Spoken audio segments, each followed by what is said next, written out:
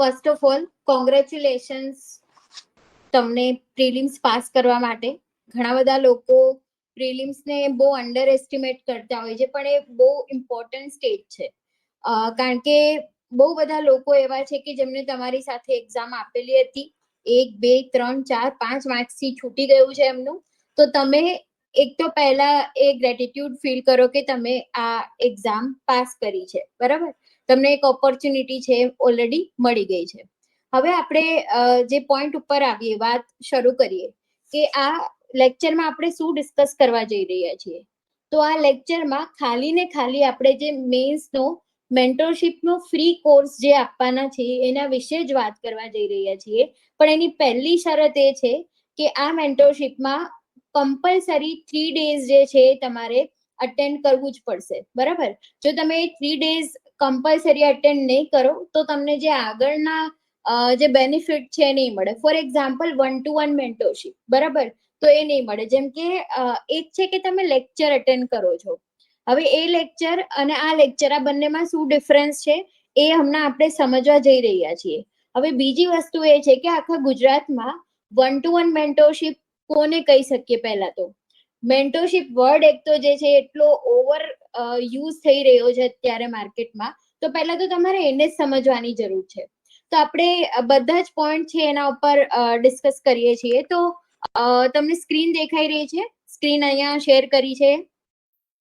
કોઈ એક person answer આપે. સ્ક્રીન દેખાઈ રહી છે કે નહીં? Yes madam. હા, ઓકે. તો હવે અહીંયા આપણે વાત કરીએ. પ્લીઝ બધા પોતાનો જે માઇક છે મ્યુટ રાખજો. મીન્સ મુખ્ય પરીક્ષા, બરાબર. એ શું છે મુખ્ય પરીક્ષા? તો મુખ્ય પરીક્ષા જે છે આપણે એક શબ્દમાં કહીએ તો જેને આપણે ડિસ્ક્રિપ્ટિવ રાઇટિંગ કહીએ છીએ, કે જે ખરેખર તમારી થોટ પ્રોસેસ છે એ જાણવા માટે. ફોર એક્ઝામ્પલ, તમારી પાસે, તમે એક ઓફિસમાં વર્ક કરો છો, તમારી પાસે નંબર ઓફ 10 to 15 ફાઇલ્સ છે. આ 15 ફાઇલ્સને તમારે જે હાફ એન અવરમાં સોલ્વ કરવાની છે. હવે અલ્ટિમેટલી ત્યાં હશે શું? તમે અહીંયા કે કોઈ પણ બીજી જોબ ગમે ત્યાં જશો, અલ્ટિમેટલી એક એંગલ સાથે તમારે ડીલ કરવાનું રહેશે, એ છે પ્રોબ્લેમ સોલ્વિંગ, બરાબર. હવે આ પ્રોબ્લેમ સોલ્વિંગ વાળો જે આસ્પેક્ટ છે એ ક્યારે તમે કરી શકશો? જ્યારે તમે પ્રોપર એનાલિસિસ કરી શકશો. હવે એનાલિસિસ કોને કહેવાય? કે જે બાયસ ના હોય, જેમાં પોઝિટિવ પોઈન્ટ્સ પણ તમે જોઈ શકતા હોય, જેમાં નેગેટિવ પોઈન્ટ પણ તમે જોઈ શકતા હોય, જેમાં તમે વે ફોરવર્ડ પણ ખબર હોય તમને, જેમાં તમને ચેલેન્જીસ પણ ખબર હોય, બરાબર. અને ટાઈમ પ્લસ રિસોર્સિસ અથવા તો જે તે સિચ્યુએશન, આ બધાને ધ્યાનમાં રાખી અને હવે next step, long term, short term અને મીડિયમ ટર્મ, આ શું હોવું જોઈએ એનું તમારું જે ડિસિઝન મેકિંગ એબિલિટીઝ છે, બરાબર, એને આપણે મતલબ છે કાઇન્ડ ઓફ મીન્સ કહીએ, એને આપણે પ્રોબ્લેમ સોલ્વિંગ અપ્રોચ કહીએ, કે એ લોકોને જે તમારામાં એઝ અ કેન્ડિડેટ ટેસ્ટ કરવું છે એ મતલબ કેપેબિલિટીઝ કહીએ. આ બધી જ વસ્તુ સેમ છે, બરાબર. તો એટલા માટે તમને પર્ટિક્યુલરલી 150 વર્ડ્સમાં જે લખવાનું કે છે, એમની પાસે ટાઈમ નથી. અને ઇવન તમે જ્યારે જોબમાં જશો ત્યારે તમારે એટલી જ સ્પીડમાં ડિસિઝન લેવાના હશે. તમે લાંબી લાંબી વાર્તા કરશો કે ભાઈ જે BA BCom કે BEd કે જે કંઈ બી તમે અત્યાર સુધી ગ્રેજ્યુએશનમાં કે માસ્ટર્સમાં કરતા હતા, બરાબર, એ લાંબી લાંબી વાત સપલીઓ નથી ભરવાની, બરાબર. એમને 150 વર્ડ્સમાં જ ઇફેક્ટિવ આન્સર જોઈએ છે કે શું કરવું જોઈએ અને શું સિચ્યુએશન છે, બરાબર.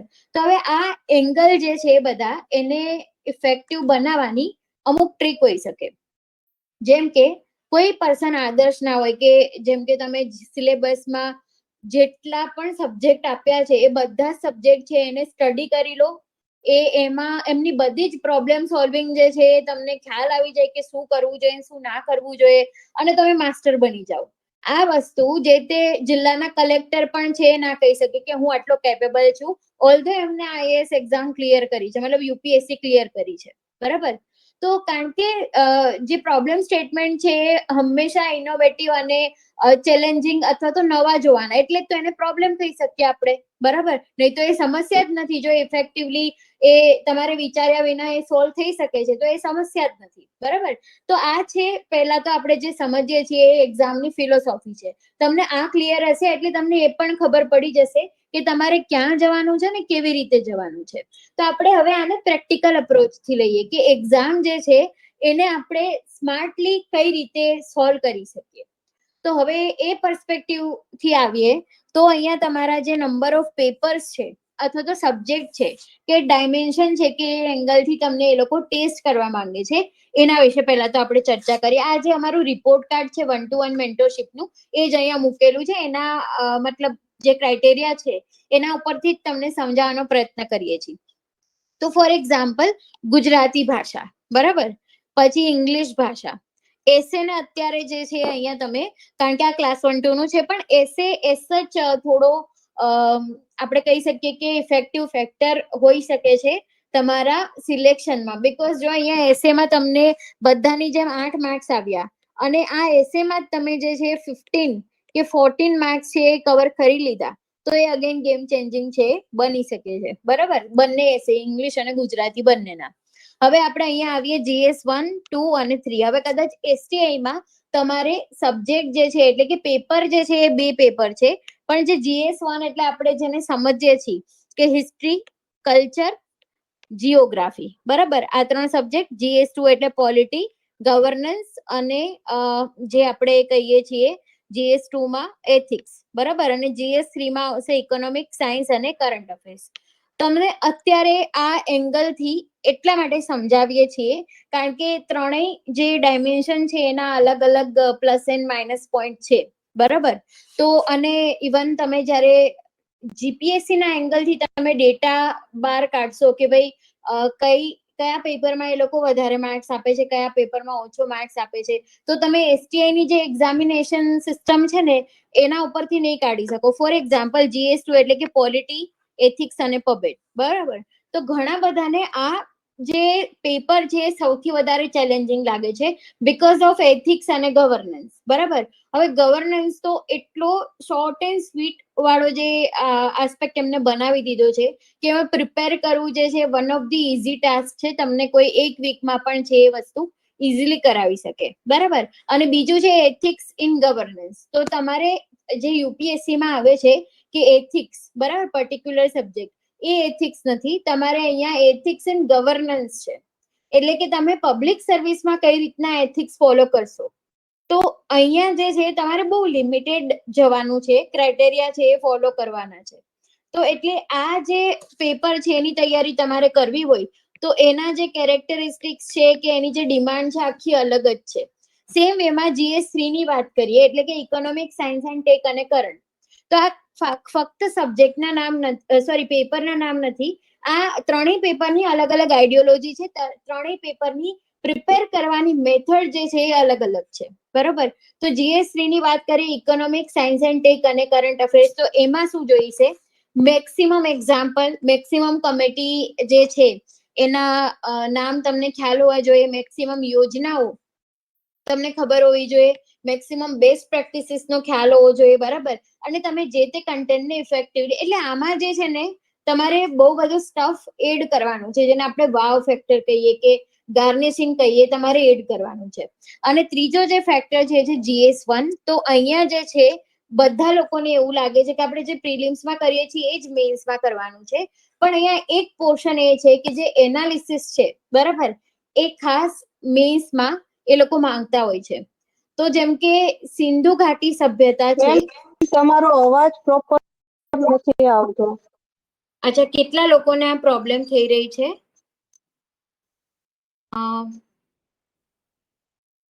મારા ગૌતમ ને, અવનીબા, ઓકે, પ્લીઝ મને 4-5 લોકો ખાલી કહી શકશે કે તમને આ પ્રોબ્લેમ આવી રહી છે કે નહીં? જે 2 લોકો કમ્પ્લેન કરે છે એમના સિવાય, ગૌતમ સિવાયના લોકો મને કે વોઇસ આવે છે કે નથી આવતો? હેલો, આવે છે મેમ. ઓકે. બીજા કોને એવું લાગે છે કે હજી કટ થઈને આવે છે? તો જો કોઈને એવું પ્રોબ્લેમ થઈ રહ્યો છે તો એ પહેલા તો નિશ્ચિંત રહે, બરાબર. આપણે આનું રેકોર્ડિંગ જે છે એપ્લિકેશન ઉપર અપલોડ કરી દઈશું, તો તમને ડેફિનેટલી આ સેશન છે એને અટેન્ડ કરવા મળશે, બરાબર. તમે ટ્રાય કરો નેટવર્ક જે છે ચેન્જ કરીને, અથવા તો કોઈ એવી જગ્યાએ જઈને કે જ્યાં પ્રોપર નેટવર્ક આવતું હોય, અથવા તો ડિવાઇસ ચેન્જ કરીને. ડેફિનેટલી કંઈક ચેન્જ થશે બીકોઝ અમે ડેઈલી લેક્ચર લઈએ છીએ તો આ પ્રોબ્લેમ નથી આવતો, બરાબર. ઓકે, ચલો આપણે ફરીથી પોઈન્ટ ઉપર આવીએ. યસ, અહીંયા આપણે વાત કરતા હતા GS3 ની, કે એમાં બહુ બધા એંગલ છે. હા સોરી, હડપ્પા સભ્યતાની વાત કરી રહ્યા હતા કે હડપ્પા સભ્યતા જે છે એમાં કેન્દ્રીયકરણની વ્યવસ્થા છે કે નથી, આવો ક્વેશ્ચન છે. એક વખત મેન્સમાં પૂછાઈ ગયો છે અને પ્રિલિમ્સમાં 3-4 વખત આ ડાયમેન્શન ઉપર એ લોકોએ પૂછેલું છે. બરાબર, તો તમે આના બંને આસ્પેક્ટ તમારે લખવાના છે. તમને તો ખબર નથી, ઇવન હિસ્ટોરિયનને પણ ખબર નથી કે કેન્દ્રીયકરણ વ્યવસ્થા હતી કે નથી. બરાબર, તો અહીંયા તમારે ક્લિયરલી એનાલિસિસ જ લખવાનું છે. સર્ટેન ફીચર્સ એમના એવા છે કે જ્યાં દેખાઈ રહ્યું છે કે કેન્દ્રીયકરણની વ્યવસ્થા હતી. જેમ કે બધા જ જે આપણે કહી શકીએ કે બધા શહેરો છે ત્યાં બધી જગ્યાએ મહેલ જોવા મળે છે. બધી જ જગ્યાએ જે છે પ્લાન્ટ શહેરી વ્યવસ્થા, બરાબર, એ જોવા મળે છે. બધી જ જગ્યાએ છે 2 ભાગમાં શહેર વહેંચાયેલું છે. બધી જ જગ્યાએ ટ્રેડ જે છે એને ખાસ કરીને પ્રાધાન્ય આપવામાં આવ્યું છે. ઇવન સીલ્સ છે, ટોલ માપ છે. તો આ બધું શું સૂચવે છે? કોઈ એક એડમિનિસ્ટ્રેટિવ સિસ્ટમ હશે ત્યારે જ તો આ પોસિબલ બન્યું હશે. બરાબર, સેમ ટાઈમ બધા જ જે શહેરો છે એની પોતાની અલગ અલગ ખાસિયતો પણ છે. જેમ કે ધોલાવીરા છે, બરાબર, તો એ શહેરના ખાસ કરીને એની જીઓગ્રાફી એવી છે કે જે રણ પ્રદેશના કિનારે છે, મતલબ આવેલું છે. તો ક્યાંક ને ક્યાંક એના લીધે છે ત્યાં પાણીની સિસ્ટમ જે છે, બરાબર, રેઇન વોટર હાર્વેસ્ટિંગ સિસ્ટમ અથવા તો નહેરો છે, તો આ બધાની ખાસિયત છે વધારે જોવા મળશે. તો એવી જ રીતના દરેક શહેરો જે છે એ પોતપોતાની જીઓગ્રાફી મુજબ છે ઢળેલા છે. એટલે આપણે એક આર્ગ્યુમેન્ટમાં હા પાડી શકીએ કે હા ભાઈ કેન્દ્રીયકરણ વ્યવસ્થા હતી, એ પુરાવાઓ છે અહીંયા મળે છે. અને બીજી આર્ગ્યુમેન્ટમાં જેટલા અલગ અલગ ફીચર છે કે અમુક જે શહેરો છે એ ટોટલી પોતાની મતલબ એડમિનિસ્ટ્રેટિવ સિસ્ટમમાં એ લોકો જે અનાજના કોઠાર છે કે એના ઉપર ડિપેન્ડ કરતા હતા, ખાસ કરીને રાજા કે જે કઈ બી શાસક હોય એ. અને બીજી જગ્યાએ એના બહુ બધા એક્સપાન્શન લાઈક ટ્રેડ છે, તો લોથલમાં છે એના ઉપર ઇકોનોમી કે જે તે એડમિનિસ્ટ્રેટિવ સિસ્ટમ ડિપેન્ડન્ટ હોય એવું લાગી રહ્યું હતું. તો બંને એંગલ જે છે એ તમારે એક્સપ્લેન કરવાના છે. પણ સ્ટુડન્ટ શું કરે છે કે જે ફેક્ચ્યુઅલ એંગલ છે એને જ છે ફક્ત ને ફક્ત પ્રેઝન્ટ કરીને આવે છે. એ શા માટે હતું કે શા માટે નહોતું, અથવા તો એના ઉપરથી શું તારણ કાઢી શકાય, એના ઉપર જે છે કોઈ જ વાત નથી કરી રહ્યું. એટલે તમારો જે આન્સર જે છે એ એનાલિટિકલ ના લાગે. બરાબર, તો આ ત્રણેય જે આપણે વાત કરી કે ત્રણેય જે પેપર છે એની અલગ અલગ ખાસિયતો છે, તો તમારે એને એ રીતના અટેન્ડ કરવાના છે. બરાબર, તો મોરલ ઓફ ધ સ્ટોરી જે સેકન્ડ પોઈન્ટ આપણા આ સેશનનો છે એ છે કે ઘણા બધા ટોપર્સથી તમે સ્ટ્રેટેજી જોઈતા હશો, તો એમાં તમને કન્ક્લુઝન અલગ અલગ મળતું હશે. કોઈ એવું કહેશે કે હું લેંગ્વેજના લીધે પાસ થાઉં છું, કોઈ એવું કહેશે કે હું GS ના લીધે પાસ થાઉં છું. જેમ કે GPSC માં જોઈએ તો અત્યાર સુધીના જે ટોપર્સ હતા એમાં અંકિત ગોહિલ સર છે, બરાબર, એમની બેચ હતી. ત્યારથી જે છે નવો ટ્રેન્ડ શરૂ થયો કે એ લોકો GS ના બેઝિસ ઉપર પાસ થતા હતા, બીકોઝ એ આખી UPSC વાળી બેચ હતી. બરાબર, તો એ પછીથી GS માં પણ માર્ક્સ આવવા લાગ્યા. અધરવાઇઝ લોકો એવું સમજતા હતા કે GPSC એટલે ભાષાના પેપરો. બરાબર, તો તમારે તો 4 પેપરને પ્રોપર ઇક્વલ બેલેન્સ જ આપવાનું છે, બીકોઝ તમારે વેઇટેજ જ સેમ છે. બરાબર, હવે આમાંથી કોઈ એક લેંગ્વેજ, પહેલું એનાલિસિસ એવું કે છે કે કોઈ પણ એક લેંગ્વેજ તમારી વીક હશે તો તમને ડાયરેક્ટ સિલેક્શનમાં છે તમને અસર પડશે જ. બરાબર, કારણ કે તમારી જે કોમ્પિટિશનમાં છે જે લોકો એ ક્યાંક તો ક્લાસ 1-2 નું ઇન્ટરવ્યુ આપેલા લોકો છે, એટલે ડેફિનેટલી એમનું ભાષા ઉપર કમાન્ડ છે એ સારી જ છે. કદાચ કોઈની નથી પણ ખરી, તો એ ઇન્ટરવ્યુ સ્ટેજ સુધી પહોંચ્યા છે એનો મતલબ સિમ્પલ છે કે એમને GS અને લેંગ્વેજને બેલેન્સ કરતા ફાવે છે. બરાબર, પછી બીજું છે કે જે GS ના જે મેઇન ડાયમેન્શન છે. યસ હેલો યસ તો યસ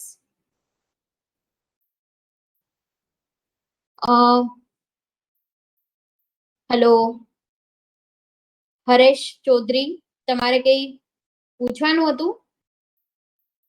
સિવાય કે તમને વોઇસ ના કે સ્ક્રીન ના ઇશ્યુ ના આવી રહ્યા હોય ત્યાં સુધી પ્લીઝ તમે વચ્ચે ઇન્ટરપ્ટ કરવાનું ટાળશો તો વધારે ઇફેક્ટિવ રહેશે, બીકોઝ એક ફ્લો જે છે એ આખો બ્રેક થઈ જાય. બરાબર, તો ઓકે, લાસ્ટમાં આપણે તમે લોકો જેટલી વખત કહેશો એટલી વખત આપણે ક્વેશ્ચન આન્સર નો સેશન રાખીશું. તમારા ડાઉટ છે તમે ત્યારે પૂછી શકશો, પણ એઝ ઓફ નાઉ પ્લીઝ તમે પહેલા શાંતિથી જેટલા પણ ડાયમેન્શન આપણે કવર કરીએ છીએ એ તમે સાંભળી લો. બરાબર, ઓકે, તો આપણે ક્યાં હતા?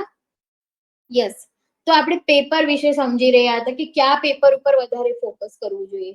તો પહેલો ફેક્ટ એ છે કે પહેલું એનાલિસિસ તમે કહો કે ઇંગ્લિશ અને ગુજરાતી આ બંનેમાંથી કોઈ પણ એક લેંગ્વેજ વીક છે. વીક એટલે બિલો એવરેજ, કે ભાઈ ઇંગ્લિશમાં છે તમને 85, આપણે ક્લાસ 1 2 ને લઈએ તો ચલો આપણે એસટીઆઈ ને ધ્યાનમાં રાખીએ. બરાબર, તો 100 માંથી અરાઉન્ડ છે 50 52 બરાબર તમને ઇંગ્લિશમાં આવે છે, અને ગુજરાતીમાં છે સીધો તમારો જે રેશિયો છે, મતલબ આંકડો છે 33 પહોંચી જાય છે.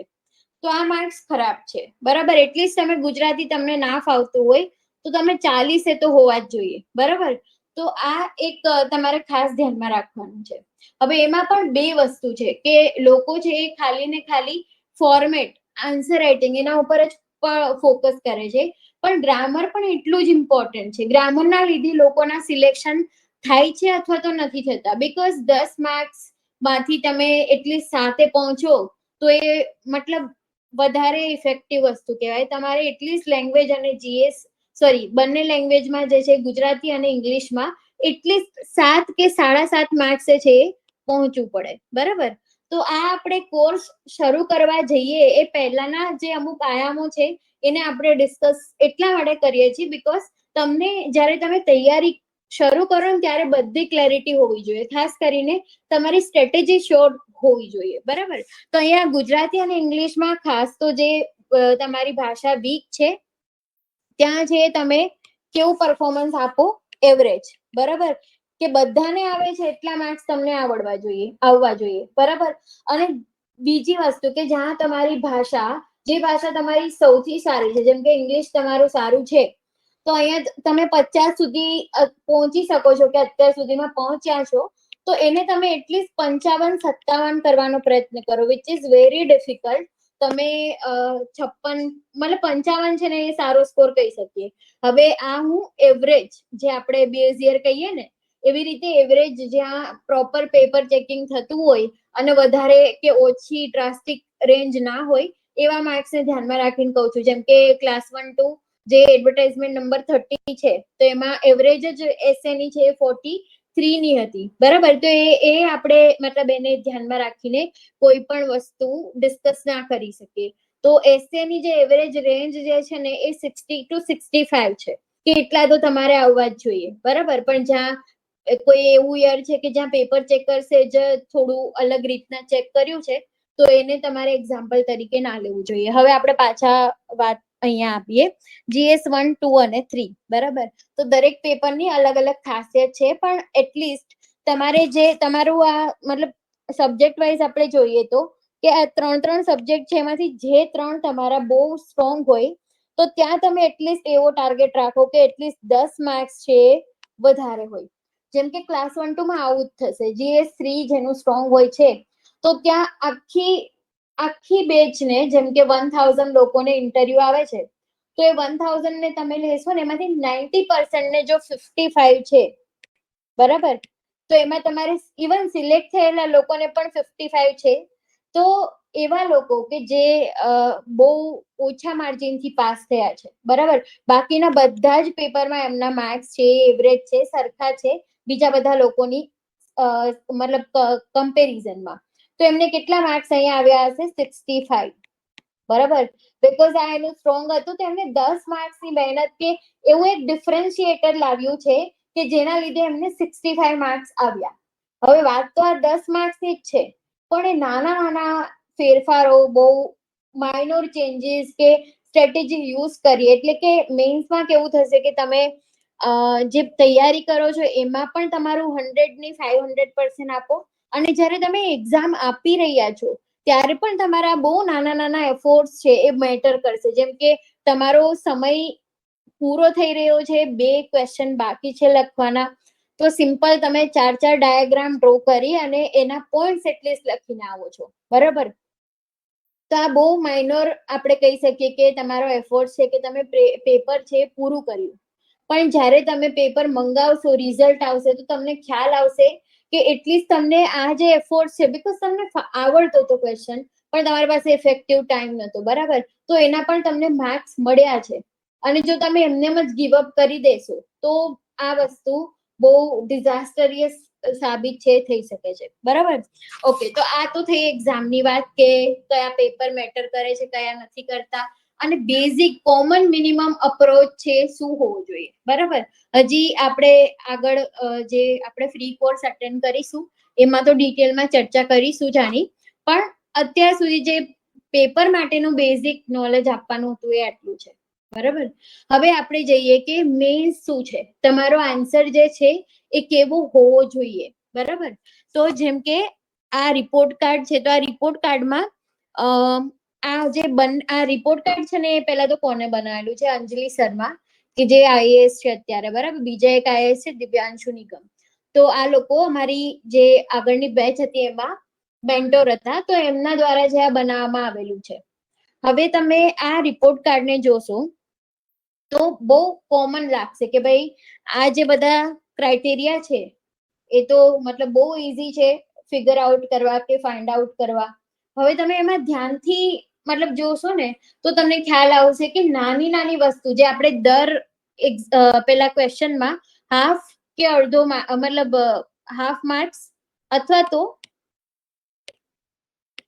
1 માર્ક્સ, બરાબર, એડ કરવા માટે શું મેટર કરે છે. ઇવન તમે સિમ્પલ સ્ટ્રેટેજી કે બધા જ ક્વેશ્ચનમાં ખાલી આ વાળો ડાયાગ્રામ ડ્રો કરી અને જે તમે વે ફોરવર્ડ લખી દીધા છે, જે તમારા સાથેના જે લોકો અટેમ્પ્ટ કરતા હતા એક્ઝામ એમાંથી ખાલી 5% લખ્યા છે, બરાબર. તો અહીંયા તમારા નસીબ સારા હશે ને તો અહીંયા બધામાં તમને 1 માર્ક્સ છે એનો મળી જશે, બરાબર. તો આ બધા એંગલ જે છે એની પણ આપણે ડિટેલમાં આગળ ચર્ચા કરીશું. પણ અત્યારે આપણે ફરીથી પોઈન્ટ ઉપર આવી જઈએ તો તમે કોઈ આન્સરને વાંચો છો તો તમને એ આન્સર સારો ક્યારે લાગે? હવે એનો તો એક જ આન્સર હોઈ શકે કે સારો ક્યારે લાગશે કે જેમાં બધા જ પોઈન્ટ મેન્શન કરેલા હોય ત્યારે, બરાબર. પણ મારા મતે સ્વચ્છ ભારત અભિયાન જે છે એની પ્રાયોરિટી અલગ છે, તમારા મતે સ્વચ્છ ભારતની પ્રાયોરિટી અલગ છે કે શા માટે બન્યું, બરાબર. તો મારા માઇન્ડમાં કોઈ 10 પોઈન્ટ અલગ છે, તમારા માઇન્ડમાં અલગ છે, એક્ઝામિનરના માઇન્ડમાં અલગ છે, ને કોઈ લેમેન છે કે જેને જીપીએસસી સાથે કોઈ સંબંધ જ નથી, બરાબર. તો એમના માઇન્ડમાં પણ અલગ છે. તો આપણે આને ફિગર આઉટ કઈ રીતે કરીશું કે કઈ વસ્તુ જે છે એ બ્રેક ઇવન કરે છે કે કોમન મિનિમમ જે ટાર્ગેટ છે અચીવ કરે છે, બરાબર. તો એને આપણે ખાસ કરીને સમજવાનું છે. તો એના માટે પહેલી વસ્તુ જોઈએ આપણે જનરલ કન્ટેન્ટ. જેમ કે સ્વચ્છ ભારત અભિયાન વિશે જે લેમેનને ખબર છે, બરાબર, એ લેમેન એટલે કોમન મેન, બરાબર, જેમને જીપીએસસી સાથે કોઈ મતલબ જ નથી. તો એવા લોકો જે છે એમને જે સ્વચ્છ ભારત અભિયાન વિશે ખબર છે કે ભાઈ ગ્રીન અને બ્લુ ડસ્ટબિન આપવામાં આવે છે, શહેર અને ગ્રામીણ બંનેમાં અલગ અલગ અભિયાન છે ખાસ કરીને ઓર્ગેનાઇઝ કરવામાં આવ્યું છે, બરાબર. પછી ખાસ કરીને ઓપન ડેફિકેશન, અમિતાભ બચ્ચન આવે છે, બરાબર, એડવર્ટાઇઝમેન્ટમાં. તો આ 4-5 પોઈન્ટ એવા છે કે જે બધાને ખબર છે. તો એ તો તમારે મિનિમમ લખવાના જ છે, બરાબર, જનરલ કન્ટેન્ટ કે જે આપણે સ્કીમ. પણ હવે અહીંયા તમે આ લેમેન નો અપ્રોચ છે પ્લસ તમે જીપીએસસી એસ્પિરન્ટ નો અપ્રોચ કયો છો, બરાબર. તો તમારે એમાં બેઝિક ક્રાઇટેરિયા પણ એડ કરવાના છે કે 90% જે બજેટ છે એ કેના માટે આપેલું છે કે પ્રોગ્રામ ઇમ્પ્લિમેન્ટેશન ઉપર, કે ટોયલેટ બનાવવા માટે કે પછી વેસ્ટ જે મેનેજમેન્ટ છે એના માટે, બરાબર. અને 2% બજેટ છે કોના માટે આપેલું છે? પબ્લિક અવેરનેસ માટે, પબ્લિક કેમ્પેન માટે, બરાબર. તો આ એક એવો ફેક્ટ છે કે જે એટલીસ્ટ જીપીએસસી આસ્પિરન્ટ તરીકે તમને ખ્યાલ હોવો જોઈએ. ઇવન WHO જે છે એમને એક બહુ સારું એવું રિકોગ્નિશન આપ્યું છે કે સ્વચ્છ ભારત અભિયાનના લીધે એટલીસ્ટ આપણે જોઈએ તો ઇન્ડિયામાં 5% જે લોકો છે મતલબ એમની ડેથ છે ખાલી હેન્ડ વોશ ના કરવાના લીધે થાય છે, બરાબર. તો મતલબ કે ડાયરિયા જે છે એ સૌથી મોટું આપણે કોમ્યુનિકેબલ ડિસીઝમાં કન્ટ્રીબ્યુશન આપતું એક ફેક્ટર કહી શકીએ કે 18% બાળકો જે છે આપણે જેને કહીએ છીએ ને કે ચાઇલ્ડ મોર્ટાલિટી રેટ, બરાબર. તો 18% બાળકો જે છે એ આના લીધે મૃત્યુ પામે છે એવરી યર. પણ એ વસ્તુ બીકોઝ ઓફ સ્વચ્છ ભારત અભિયાન ઓછી થઈ છે, બરાબર. તો આ એક સર્ટેન એવા ફેક્ટ છે કે જે ઓલરેડી રિકોગ્નાઇઝ થયેલા છે. તો એટલીસ્ટ તમને જનરલ કન્ટેન્ટમાં તમે ક્યાંક આ બે મતલબ 3 મેં તમને ફેક્ટ દીધા, તો 3માંથી કોઈ પણ એક પણ એડ કરી દેશો તો એ વધારે ઇફેક્ટિવ લાગશે, બરાબર. તો આ થયું જનરલ કન્ટેન્ટ. હવે બીજું આપણે વાત કરીએ કે વેલ્યુ એડિશન વાળું કન્ટેન્ટ, બરાબર. હવે આને કોઈ સીમા જ નથી. વેલ્યુ એડિશન કોને કહી શકીએ, શું એડ કરવું જોઈએ, શું ના કરવું જોઈએ, અને આને કોઈ લિમિટેશન છે જ નહીં. જેમ કે એક છત્તીસગઢમાં એક કેફે છે જે દર વર્ષે યુપીએસસી માં ન્યૂઝમાં હોય છે. ઇવન એનું જે ક્વેશ્ચન છે એ પણ પૂછાઈ ગયો છે. મને એક્ઝેક્ટલી નામ નથી યાદ આવી રહ્યું, બરાબર. પણ એ લોકો શું કરે છે, મોરલ ઓફ ધ સ્ટોરી તમને કહી દઉં કે એ લોકો ડસ્ટ છે કલેક્ટ કરે છે, ખાસ કરીને પ્લાસ્ટિક વેસ્ટ, બરાબર. અને કલેક્ટ કરી અને એના બદલામાં જે છે તમને છત્તીસગઢના અંબિકાપુરમાં છે આ, બરાબર. તો એમના બદલામાં જે છે તમને જે તે સર્વિસ છે પ્રોવાઈડ કરી રહ્યા છે. તો એને જે પ્લાસ્ટિક વેસ્ટ છે એમને જે રિસાયકલ કરે છે. તો છત્તીસગઢ જેવું બેકવર્ડ સ્ટેટ આવા ઇનિશિયેટિવ લઈ રહ્યું છે. પ્લસ ઇન્દોરની કેસ સ્ટડી છે, સુરતની કેસ સ્ટડી છે કે લોકો શા માટે એવરી યર જે છે એ આગળ આવી રહ્યા છે, મતલબ કે રેન્કમાં, બરાબર. તો ઇન્દોરની આપણે વાત કરીએ કેસ સ્ટડી કે એમના જે લોકો છે એમને બહુ સપોર્ટ કર્યો મ્યુનિસિપાલિટીને. એ સામેથી જે છે એ લોકો ટેક્સ આપવા માટે જે સ્વચ્છ ભારતનો અલગથી સેસ લાગે છે, બરાબર. એ સેસ આપવા માટે છે એમને કોઓપરેટ કર્યું અને ઇફેક્ટિવ પાર્ટિસિપેશન કર્યું, બરાબર. ઇવન પોલિટિકલ વિલ છે એ પણ સ્ટ્રોંગ હતી. સુરતની વાત કરીએ તો સુરતના કલેક્ટર જે છે એમને જે તે સમયે પ્લેગ ફાટી નીકળેલો અને એને ક્યાંક ને ક્યાંક છે આ વસ્તુ રિયલાઇઝ થઈ કે બીકોઝ આટલી ગંદકીના કારણે છે આ રોગ ફેલાયો. તો હવે આપણે હાઈ ટાઈમ છે કે આપણે આ ઇન્ફ્રાસ્ટ્રક્ચર જે છે સ્વચ્છતા માટે, બરાબર, એને આપણે છે સ્ટ્રોંગ બનાવીએ, બરાબર. તો આ છે વેલ્યુ એડિશન વાળું કન્ટેન્ટ છે કે તમે તમારી જે આર્ગ્યુમેન્ટ છે એ બહુ બધા અલગ અલગ વેરાયટી ઓફ ફેક્ટ, એક્ઝામ્પલ અને બેસ્ટ પ્રેક્ટિસીસ છે એ યુઝ કરી અને સમજાવી રહ્યા છો, બરાબર. તો આનાથી શું થશે કે તમારા આન્સરની એક અલગ આઈડેન્ટિટી બનશે. મેન્સ ઇઝ ઓલ અબાઉટ, આ મારે તમને પહેલા કહેવાનું હતું અને હજી લાસ્ટમાં પણ કહીશ. તમારે મેન્સમાં માર્ક્સ ક્યારે આવશે, અથવા તો એક્ઝામિનર જે છે એ 5 માર્ક્સ મૂકશે અને ત્યાંથી એ 7 માર્ક્સે ક્યારે આવશે, બરાબર. એમને 50 પેપર ચેક કર્યા છે આજના દિવસમાં, તે 50 ને 50માં એમને 5 કે 5.5 માર્ક્સ મૂક્યા છે. એ તમારા શા માટે 7 માર્ક્સ મૂકશે? બીકોઝ એમને જે આગળના 50 પેપર ચેક કર્યા છે એમાં એક લેવલે તો તમને કોમન પોઈન્ટ જોવા મળશે ને મળશે, બરાબર. તમે સ્વચ્છ ભારત વિશે જાણો છો અને તમારો બાજુવાળો જે લખી રહ્યો છે એમાં એક લેવલે શું ડિફરન્સ હોવાનું છે? એ પણ સેમ જ લખશે, તમે પણ સેમ જ લખશો. પણ મેં જે તમને વેલ્યુ એડિશન વાળું કન્ટેન્ટ કહ્યું, બરાબર, એ જે છે તમારું ડિફરન્શિએટર બનશે. પોસિબિલિટીઝ એ પણ છે કે વેલ્યુ એડિશનના કન્ટેન્ટમાં 5માંથી એ પણ છે 3 પોઈન્ટ લખે, બરાબર. પણ અહીંયા મેટર શું કરશે કે તમે એને કઈ રીતે પ્રેઝન્ટ કર્યું છે, ઓછી grammatical mistake with effective presentation, અને ખાસ કરીને આપણે જીપીએસસીમાં અને એ પણ જ્યારે ડીવાયએસઓ એસટીઆઈ ની વાત કરીએ છીએ, જે ક્લાસ 3 લેવલની એક્ઝામ છે, ત્યાં સૌથી વધારે હેન્ડરાઇટિંગ પણ મેટર કરે છે. આ વાસ્તવિકતા તમારે સ્વીકારવી રહી, બરાબર. તો એમાં પણ જે છે એમને ઇફેક્ટિવલી એ પ્રેઝન્ટ કરેલું છે. તો એમને ડેફિનેટલી 5 આવતા હશે, 5.5 આવતા હશે, ત્યાં 7 માર્ક્સ એ આપશે, બરાબર. તો આ છે વેલ્યુ એડિશન છે. હવે આપણે જોઈએ આર્ગ્યુમેન્ટ્સ. અહીંયા સુધી તો બરોબર હતું કે ઘણા બધાને એ પણ ખ્યાલ છે કે કઈ રીતના ફેક્ટ એડ કરવા, કે મતલબ ફેક્ટ હોય અથવા તો ડેટા હોય, એક્ઝામ્પલ હોય તો બેસ્ટ પ્રેક્ટિસીસ હોય તો સારા માર્ક્સ મળે, અથવા તો એક ડિફરન્શિએટર જે છે તમે ક્રિએટ કરી શકો, બરાબર. તો હવે આર્ગ્યુમેન્ટ્સ આ શું છે ભાઈ? આર્ગ્યુમેન્ટ્સ અને કઈ રીતે કરવી? તો જેમ કે એક ક્લાસ 1-2 માં એક ક્વેશ્ચન પૂછાયેલો હતો ચર્ચા પત્રનો, બરાબર, કે લોકડાઉન હોવું જોઈએ કે ના હોવું જોઈએ. હવે આ ક્વેશ્ચન એવો છે કે જે તે સમયે એના ઉપર કોઈ પ્રિપરેશન ના હોય, બરાબર. કારણ કે બધા લોકો એમાંથી પાસ થઈ રહ્યા છે, બધાના પોતપોતાના કોઈને કોઈ ઓપિનિયન છે, બરાબર. તો હવે તમે લેમેનને પૂછશો કે લોકડાઉન હોવું જોઈએ કે ના હોવું જોઈએ, તો બધા લોકો પાસેથી અલગ અલગ આન્સર મળશે. જેમ કે ગૃહિણીઓ છે ના જ પાડશે કે આખો દિવસ અમારે બધાનું રસોઈ બનાવી પડે છે અને આ લોકો તો આખો દિવસ ફ્રી ઘરમાં પડ્યા છે, અમારે જ બધું કામ કરવું પડશે, તો ચોખ્ખી ના પાડશે. બરાબર, વેપારીઓને પૂછશો તો ના પાડશે, બીકોઝ ઘણી બધી ઇફેક્ટ થઈ રહ્યું છે. સ્ટુડન્ટને પૂછશો તો એ હા પાડશે, ઇવન યુવાનોને પૂછશો તો હા પાડશે. આટલો બધો ઇન્ટરનેટ જે ટાઈમ છે એ નથી મળી રહ્યો, મતલબ ટાઈમ સ્પેન્ડ કરવા મળી રહ્યો છે. પછી લેબર્સ ને પૂછશો તો એ ના પાડશે, બીકોઝ એમને સૌથી વધારે ઇફેક્ટ થઈ રહી છે. તો આ બધા સ્ટેક હોલ્ડર્સ ના આન્સર્સ અલગ અલગ છે. બરાબર, પણ તમે કઈ રીતના ડિસાઈડ કરશો કે કોને હજી એક આપણે કહીએ સ્ટાર્ટઅપ, તો આ લોકોને સૌથી વધારે બેનિફિટ થયો છે, ખાસ કરીને ઓનલાઈન સ્ટાર્ટઅપ. બરાબર, તો એમને સૌથી વધારે બેનિફિટ થયેલો, તો એમને અગેન પૂછશો તો હા પાડશે, બીકોઝ એમની તો ઇકોનોમી ધમધમતી છે. બરાબર, કન્ટેન્ટ ક્રિએટર્સ ને પૂછશો, સોશિયલ મીડિયા ઇન્ફ્લુએન્સર્સ ને પૂછશો, એ બધા હા પાડશે કે હોવું જોઈએ લોકડાઉન, કારણ કે જેમ લોકો ઘરે બેસશે એમ એમનું કન્ટેન્ટ છે કન્ઝ્યુમ કરશે. બરાબર, તો બધાના અલગ અલગ આન્સર હોય, તો તમે એમાં કોમન આન્સર કઈ રીતના શોધશો?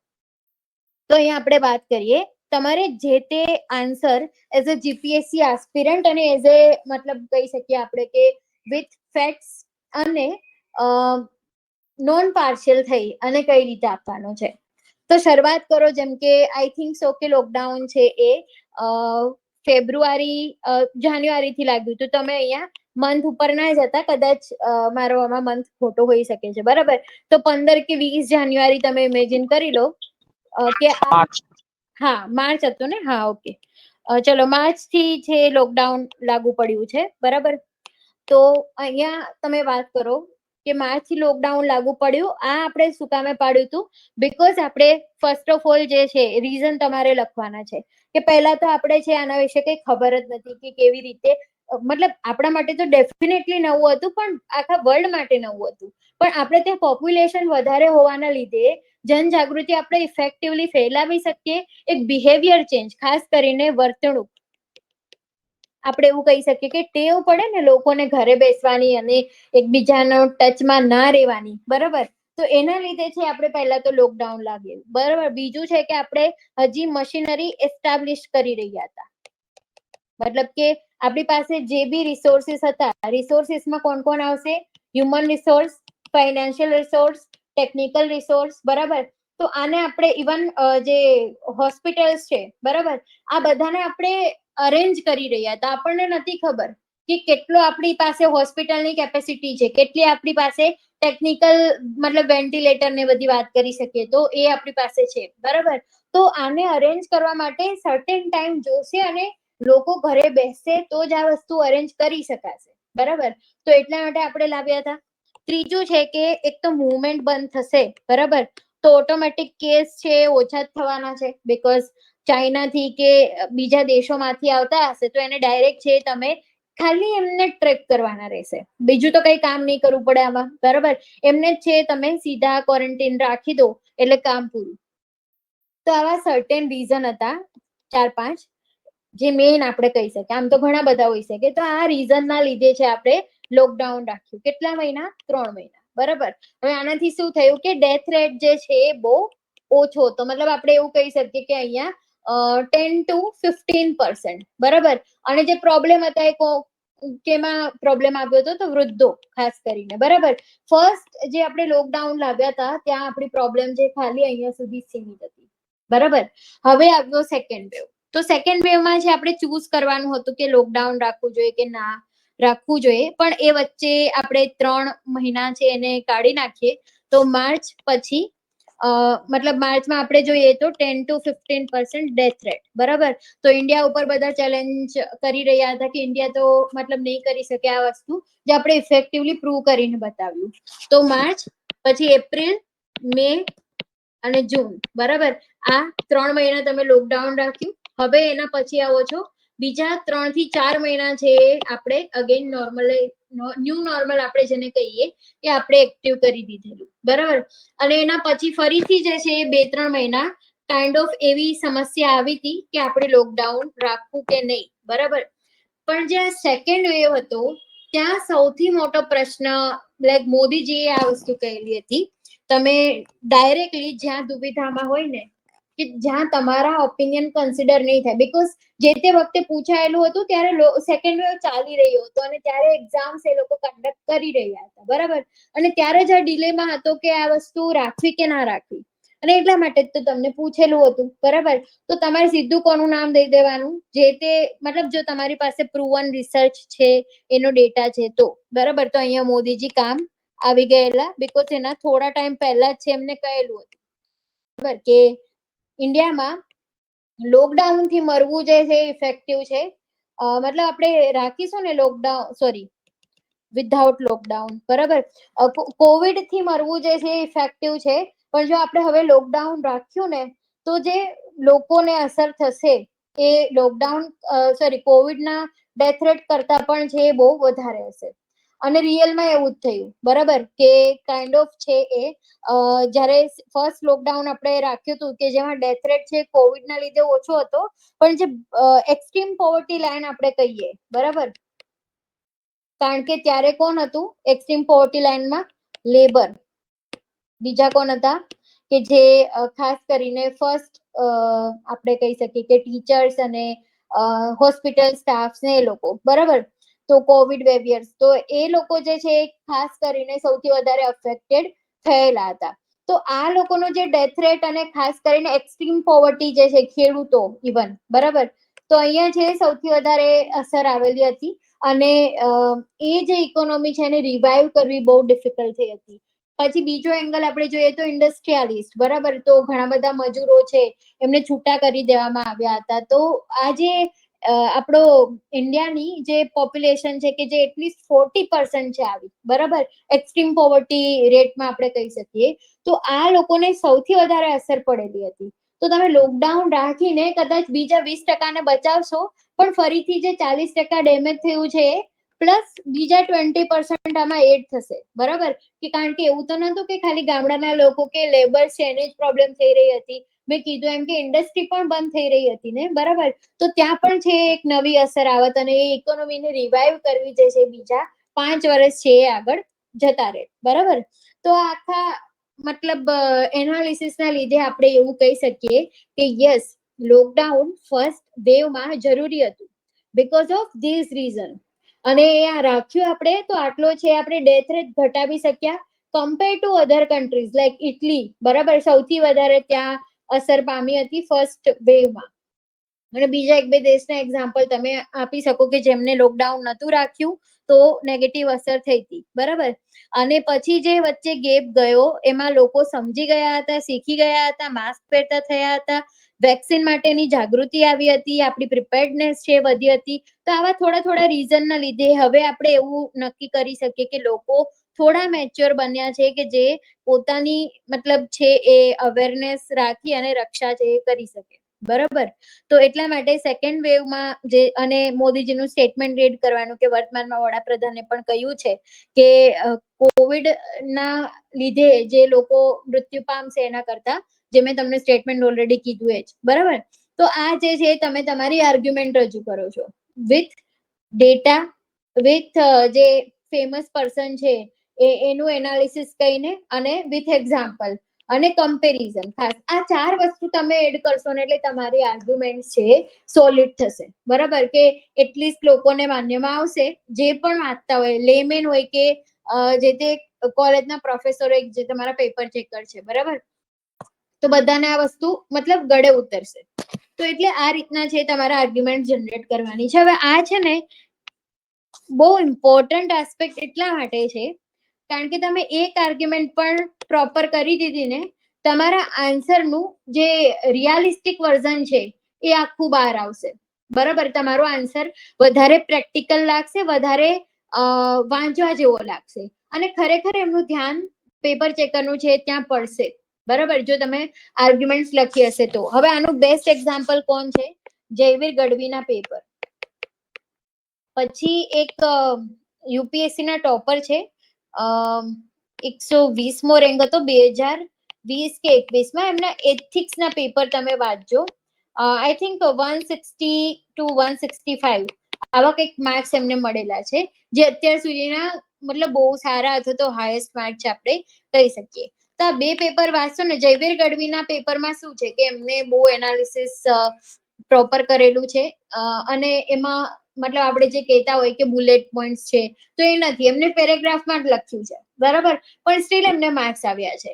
એટલે જ્યાં સુધી તમે પ્રોપર એનાલિસિસ કરો છો, તમારા હેન્ડરાઇટિંગ છે પ્રોપર રીડ કરી શકાય એવા છે, અને એક તમારા આન્સરમાં ફ્લો છે, રેન્ડમનેસ નથી, બરાબર, ત્યાં સુધી તમે કોઈ પણ એંગલથી આન્સર લખશો, તમારો આન્સર વેલિડ ગણાશે, બરાબર. તો આર્ગ્યુમેન્ટ્સ સૌથી વધારે જરૂરી છે કોઈ પણ આન્સરને ઓથેન્ટિક બનાવવા. હવે આપણે અગેન સ્ટ્રક્ચર ઉપર વાત કરીએ કે સ્ટ્રક્ચર કેવું હોવું જોઈએ, બરાબર. ખાસ કરીને આપણે જે ગાર્નિશિંગ કહીએ કે જેને પીરસવું કહીએ, બરાબર, તમે કોઈ પણ સારી એવી ડિશ બનાવી હોય, તમારું ધ્યાન ક્યારે પડશે એમાં કે ખાવાનું મન ત્યારે થશે કે જો તમે એને ઇઝીલી સમજાય છે એ વેમાં એને પ્રેઝન્ટ કર્યું હશે, બરાબર. બહુ બધા કોમ્પ્લિકેશન હશે તો વાંચવું નહીં ગમે. જેમ કે હું એક સ્ટ્રક્ચર તમને બતાવું. કોઈ પણ ક્વેશ્ચન પૂછ્યો છે અગેન કે સ્વચ્છ ભારત અભિયાન છે, એને એનું રીઝન શું છે, લાવવાનું રીઝન શું છે, બરાબર. તો તમે 1 2 3 4 5 કરી અને જે 12 થી 15 પોઈન્ટ છે લખી નાખ્યા છે.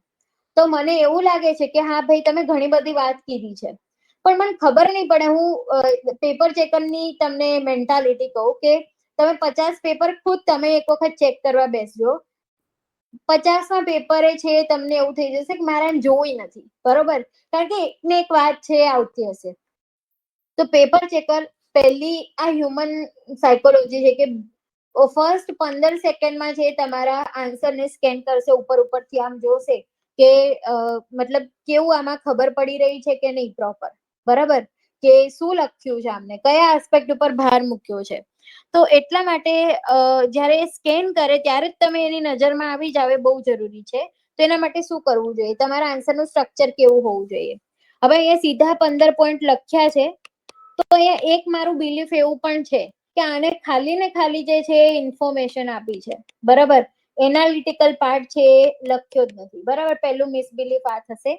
બીજું એ થશે કે મતલબ ફેક્ચ્યુઅલ એસ્પેક્ટ જ છે, આમને છે બધા ડાયમેન્શન કે જે એને આપણે કહીએ કે મલ્ટી ડાયમેન્શનલ અપ્રોચ છે, બરાબર, એ મિસિંગ છે, મને અહીંયા એવું પણ લાગે છે. ત્રીજો એસ્પેક્ટ એ છે કે એમને બાયસ થઈને લખ્યું છે. કઈ રીતના કે એમને છે ફક્ત ને ફક્ત કાં તો પોઝિટિવ લખ્યા છે કાં તો નેગેટિવ લખ્યા છે, બરાબર. તો આ બે એંગલ જ મૂક્યા છે અથવા તો નથી મૂક્યા.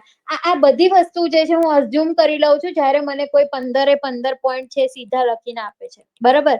પણ એના બદલે મેં એને ડિવાઈડ કરી દીધું છે અલગ અલગ આસ્પેક્ટમાં. જેમ કે અહીંયા આપણે વાત કરીએ, પહેલું તો છે જે તે ઇન્ટ્રો, બરાબર, કે એના વિશે બેઝિક માહિતી. આ તો તમને બધાને ખબર હશે, અને એટલું બધું ઇન્ટ્રોડક્શન સાંભળીને તમને ખરેખર સવાલ થતો હશે કે ઇન્ટ્રોડક્શન હોવું કેવું જોઈએ, બરાબર. તે બધા ઉપર તો આપણે પાછળથી આવીશું, પણ આ છે ઇન્ટ્રો, બરાબર. હવે આ છે બોડી પાર્ટ. તો બોડી પાર્ટમાં ફોર એક્ઝામ્પલ એવું પૂછ્યું છે કે સ્વચ્છ ભારત અભિયાન છે શા માટે લાવ્યા, બરાબર, એનું રીઝન શું છે. તો અહીંયા છે તમે રીઝન ને કહો છો, બરાબર, કે લાવવાના કારણો. તમારું ટાઇટલ જ જે છે આ રીતના હોવું જોઈએ, બરાબર. તો આ કારણો જે છે એમાં 1 2 3 4 5 6 તમે આપી દીધા, બરાબર. પણ આ કારણો જે લાવ્યા તો છો, પણ એની સાથે તમારે અગેન બાયસ થઈને કે ખાલી હું કારણો જ કહી દઈશ તો એ એટલું ઇફેક્ટિવ નહીં લાગે, બરાબર. પણ એની સાથે એ પણ જણાવીશ કે હજી કારણો તો આવી ગયા છે, બરાબર, પણ પડકારો ક્યાં ક્યાં છે આમાં. સાથે સાથે સરકાર શું કરી રહી છે. સરકાર લાવી તો ગઈ, મતલબ સ્વચ્છ ભારત અભિયાન તો લાવી દીધું, પણ હવે સરકારે બીજા કયા સ્ટેપ એવા લીધા છે એને ઇફેક્ટિવ બનાવવાના, બરાબર. અને છેલ્લે જે છે મારું કન્ક્લુઝન હશે કે લાવવાના રીઝન આ હતા, અને એની સાથે જે છે સરકારે આટલા સ્ટેપ લીધા એટલે આટલું ઇફેક્ટિવ થયું છે, છતાં આટલા પડકારો છે, બરાબર. તો ડિપેન્ડ ઓન ક્વેશ્ચનની ડિમાન્ડ કેવી છે, બરાબર. તો જો તમને હજી વધારે સ્પેસ લાગતી હોય કે તમારી પાસે ઇફેક્ટિવ પોઈન્ટ ના હોય, તો અહીંયા છે તમે વે ફોરવર્ડ અને કન્ક્લુઝન લાસ્ટમાં તો એ જ લખવાનું છે, બરાબર.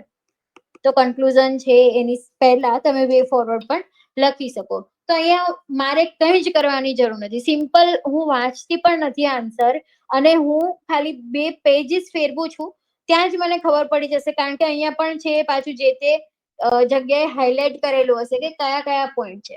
હવે આટલી ઇફેક્ટિવલી પ્રેઝન્ટ કરેલું હશે અને અંદર જે ઇન જનરલ બહુ સિમ્પલ પોઈન્ટ્સ પણ લખેલા હશે ને, તો એટલીસ્ટ મને ઊભું રહેવાનું મન થશે કે જોઈ લઉં ચલો, બરાબર. અથવા તો મને એટલું સેટિસ્ફેક્શન થશે કે હા, આમને જે બી લખ્યું છે એ બરાબર લખ્યું છે, ખાસ કરીને એમને જે આ બધા આસ્પેક્ટ છે એને કવર કરી લીધા છે. હવે પહેલામાં શું થશે, આ સેમ કન્ટેન્ટ હશે ને તો પણ એની વેલ્યુ એટલી નહીં રહે. તો overall moral of the story એ જ છે કે તમારે સ્ટ્રક્ચર જે છે એને પ્રોપર રાખવું પડશે, બરાબર. અને હવે આવે છે સૌથી ઇમ્પોર્ટન્ટ ફ્રેમવર્ક, બરાબર. અત્યાર સુધીનું જે પણ હતું એ જનરલ બેઝિક સ્ટ્રેટેજી માટે જ્યાંથી શરૂઆત આપણે કરીએ છીએ તૈયારીની, બરાબર, એ હતું. હવે આપણે જે આ કોર્સમાં કરવાના છીએ ફ્રેમવર્ક, બરાબર, વાત કરીશું. અને એ જ જે છે આપણા કોર્સનો સૌથી મોટો એટલે કે મેજિકલ પાર્ટ છે, બરાબર. અને અગેન તમને કહું છું, તમે લોકો ઓલમોસ્ટ 1 hour થી સાંભળી રહ્યા છો, તો તમને થોડી મતલબ વધારે સમય છે આપણે લઈશું, મતલબ હાફ એન અવર મેક્સિમમ. પણ તમને એ વસ્તુ પહેલા જ હું ડિસ્ક્લેમર આપી દઉં કે આ કોર્સમાં જે લોકો એટલીસ્ટ 3 દિવસ 100% પ્રેઝન્ટ રહેશે એમને જ છે 1-to-1 મેન્ટરશિપ છે એ મળશે. બીકોઝ સૌથી પહેલા આ જ મેટર કરે છે, જેને આપણે ફ્રેમવર્ક કહીએ છીએ, બરાબર. ઓકે, તો હવે અહીંયા આપણે આવીએ, આપણને એ ખબર પડી ગઈ કે કઈ રીતના આન્સર લખવાનો છે, બરાબર. હવે એના પછી વાત આવે છે રિયાલિસ્ટિક અપ્રોચ કન્ટેન્ટની, કે ક્યાંથી લાવવું. મેં કહી દીધું કે આટલા આસ્પેક્ટ સબ્જેક્ટ મેટર કરે છે અને આ રીતે પ્રિપેર કરવા જોઈએ, પહેલી રીતે પ્રિપેર કરવા જોઈએ. પણ પ્રોબ્લેમ તો અહીંયા જ છે કે એના માટે કન્ટેન્ટ ક્યાંથી શોધવું, કેવી રીતે વિચારવું, બરાબર. કે તમને હડપ્પા સભ્યતા એ ખબર હોવી જોઈએ, તમને 1857 નો સંગ્રામ ગુજરાતમાં કઈ રીતે થયો હતો એ પણ ખબર હોવી જોઈએ, તમને આઈપીઆર માં ટ્રિપ્સ જે લાસ્ટ ડીવાયએસઓ કે એસટીઆઈ નો જ ક્વેશ્ચન છે એ કઈ રીતના ફોલો થયા છે એની પણ ખબર હોવી જોઈએ. પોલિટીમાં જે છે તમને આર્ટિકલ 21 ના નંબર ઓફ કેસીસ ખબર હોવા જોઈએ, બરાબર. મતલબ અનલિમિટેડ અને અનહ્યુમન સિલેબસ છે. તમે એક રિયાલિસ્ટિક અપ્રોચ ધરાવતા હશો તો તમને ખ્યાલ આવશે, પહેલી નજર તમારી અહીંયા જ પડશે કે આ સિલેબસ છે એને વાંચીને, બરાબર, કે સર્ટેન ફેક્ટ્સ પ્રિપેર કરી અને જે છે આ મીન્સ ક્યારેય ના લખી શકો તમે. આ રિયાલિટી તમને ખબર હશે ને તો જ તમે છે સેકન્ડ આસ્પેક્ટ વિચારશો. પણ એટલીસ્ટ 99% લોકો અહીંયા જ ફસાઈ જાય છે, એ એવું માને છે કે મારે બધા જ ટોપિક જે છે એને અબવ એવરેજ વેમાં, એટલે કે જેટલી પીડીએફ માર્કેટમાં મળે છે કે જેટલી ફ્રીમાં વહેંચાય છે બધી માર વાંચવાની છે, બધાનું રિવિઝન કરવાનું છે, બધામાંથી નોટ્સ બનાવવાનું છે. એટલે કે આઈપીઆર નું તમારી પાસે ગમે એટલું સારું કન્ટેન્ટ કેમ નહીં હોય, તમે જેવી આઈપીઆર ની પીડીએફ ટેલિગ્રામમાં દેખાશે એવી તમે એને સેવ કરી લેશો, જરૂર પડે ત્યાં એને ઓપન કરશો, બરાબર. ઇવન ઓપન ચલો નથી કરતા, પણ એટલીસ્ટ જ્યારે તમે આઈપીઆર નો ક્વેશ્ચન લખશો ને ત્યારે ફરી એમ થશે કે આમાં તો કંઈક સાલું ઘટે જ છે, બરાબર, મારામાં જ કંઈક ખૂટે છે, મારી તૈયારી જ ખોટી છે, બરાબર. આવું હું તમને 100 નહીં 500% બેટ દઈને કહી શકું છું કે આ જે ફિલિંગ છે દર બીજા એસ્પિરન્ટની કોમન છે, બરાબર. હવે તમને આ ફીલ થઈ રહ્યું છે એટલે શું કરશો કે અગેન તમે કન્ટેન્ટ શોધવા જાશો અને આ વિશિયસ સાયકલ છે, આમાંથી તમે ક્યારેય બહાર નહીં આવી શકો. તો એટલા માટે શું જરૂરી છે, તમે જે સિલેબસ છે એનો નેચર ઓળખી પહેલા તો એ કરવાનું છે કે એનો નેચર કેવો છે, બરાબર. સિલેબસ નો હવે નેચર ઓળખવો એટલે શું, એક બહુ ઇમ્પોર્ટન્ટ વાત કે જે આજ સુધી તમે ક્યાંય નહીં સાંભળી હોય એ જ હું તમને કહી દઉં છું. જે જીપીએસસી એ સિલેબસ આપ્યો છે ને એમાં જ એના બધા જ જવાબો છે. કઈ રીતે એ હમણાં આપણે જોઈશું. મતલબ કે સિલેબસ ની બારે તમારે જવાનું નથી, એટલે ટોપિક ની બારે એમ નહીં, બરાબર. રેન્ડમ તમે કોઈ ટોપિક લઈ લો, બરાબર, જેમ કે રિન્યુએબલ એનર્જી લઈ લો, રેલવે લઈ લો, બરાબર. કોઈ પણ ટોપિક છે તમે ઉઠાવો, ઇન્ફ્રાસ્ટ્રક્ચર ઉઠાવો, એનો આન્સર જે છે ને સિલેબસના ટોપિક માંથી જ બને છે. એટલે એના બધા જ ડાયમેન્શન તમારે વિચારવા છે તો એ સિલેબસનો ટોપિક એના માટે મોર ધેન ઇનફ છે, બરાબર. જેને આપણે એક અપ્રોચ થી પેસ્ટલ અપ્રોચ પણ કહીએ છીએ, બરાબર. તો આ ઇન જનરલ તમે ક્યાંક ને ક્યાંક સાંભળ્યું હશે. પણ આ પેસ્ટલ અપ્રોચ જે છે ને એની એક લિમિટેશન એ પણ છે કે તમારો આન્સર છે એને એકદમ જનરલ બનાવશે. બીજી વસ્તુ એ છે કે જ્યાં બહુ ઇફેક્ટિવ સોલ્યુશન આપવાના થાય છે, બરાબર, ત્યાં પેસ્ટલ અપ્રોચ છે જનરલ વેમાં જ મદદ કરશે કે જે બીજા 100 લોકોએ પણ આવો આન્સર લખ્યો હશે, બરાબર. જેમ કે રિન્યુએબલ એનર્જી તમે લાવો છો, બરાબર, પેસ્ટલ અપ્રોચ મુજબ જે એનાલિસિસ કરો છો, તો પોલિટિકલ શું આવશે? જે લોકોને ખ્યાલ નથી એના માટે હું સમજાવી દઉં. પી ઉપરથી પોલિટિકલ. ચલો, કેટલા લોકોને ખ્યાલ છે અપ્રોચ? ચલો, એનીવન? હેલો, ચલો, કોઈને નથી ખ્યાલ? Political, economically, socially. હા, યસ. પછી ઓકે, એનીવન? બીજું?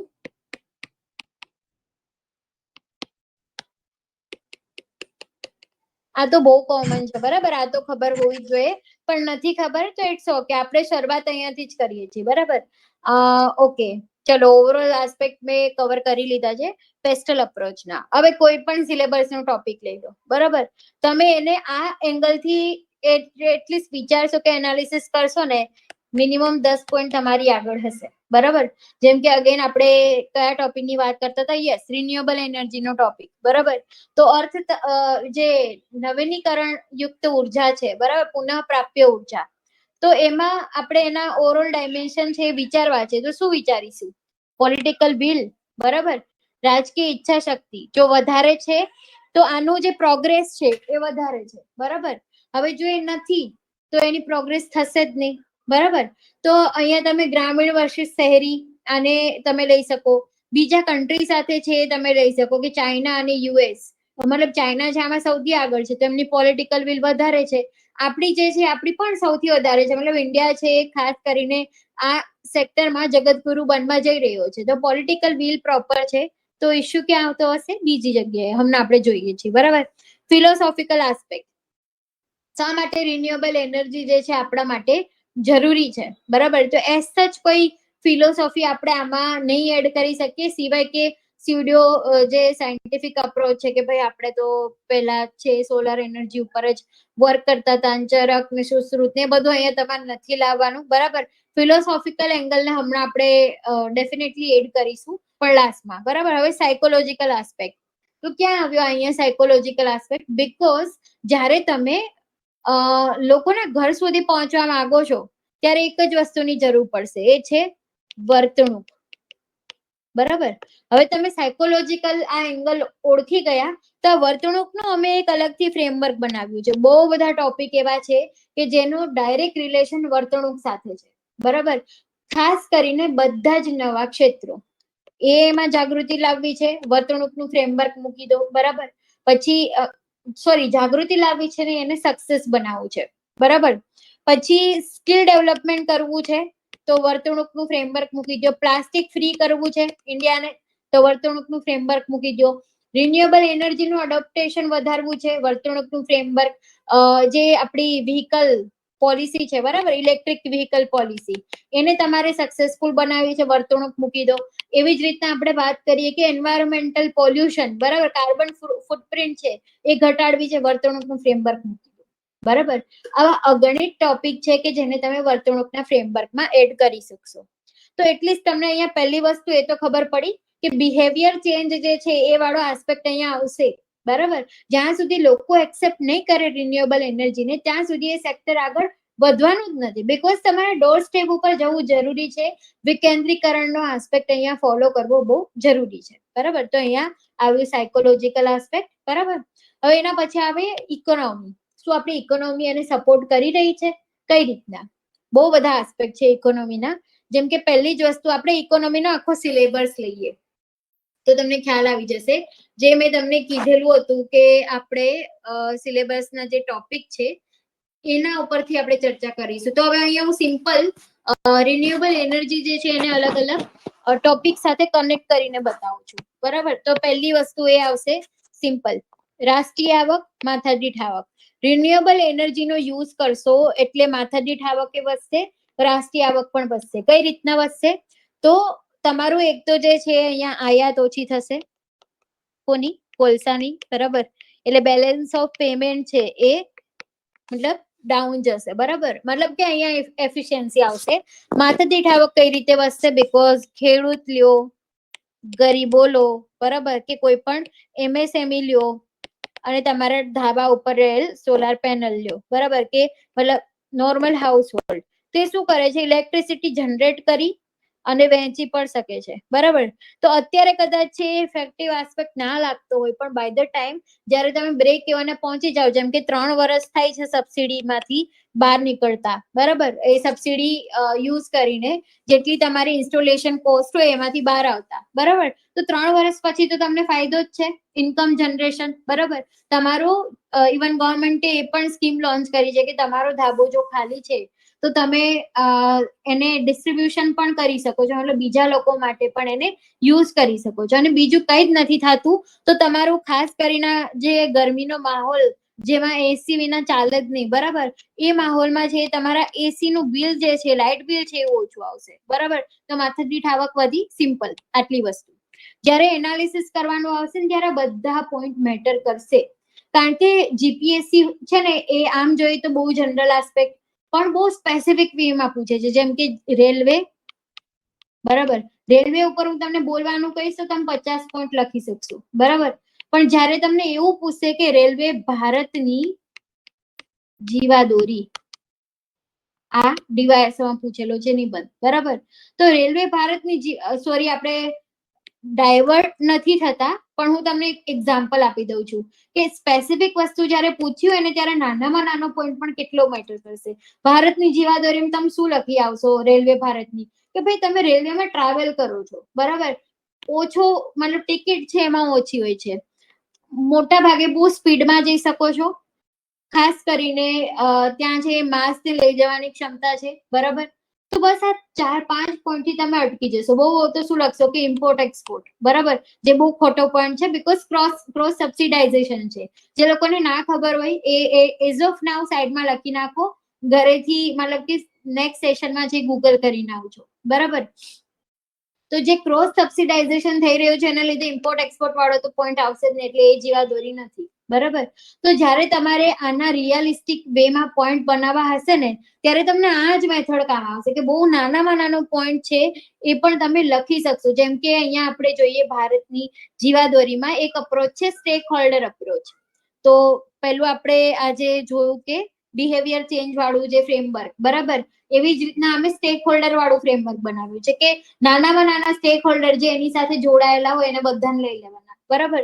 તો સિમ્પલ વિચારો, વિકલાંગો છે, ટ્રાન્સજેન્ડર છે, સાધુ સંતો મહાત્માઓ જે આપણે કહીએ છીએ, બરાબર, કે જે ટ્રેનમાં ટ્રાવેલ કરે છે, મહિલાઓ છે, ગરીબો છે, નોકરિયાત વર્ગ છે અને ઇન્ડસ્ટ્રીઝ છે, આ બધાને રેલવેમાં ક્યાંક ને ક્યાંક કોઈ ને કોઈ પ્રમાણમાં સારો એવો બેનિફિટ થાય છે. આ લોકોને જે ખાસ કરીને વિકલાંગ છે, બાળકો છે, મહિલાઓ છે અને યસ, તો આ લોકોને છે ખાસ કરીને ઓછા પ્રાઇઝે છે ટિકિટ મળે છે, બરાબર. સાધુ સંતોની વાત કરીએ, એમને ફ્રીમાં ટ્રાવેલ અવેલેબલ છે.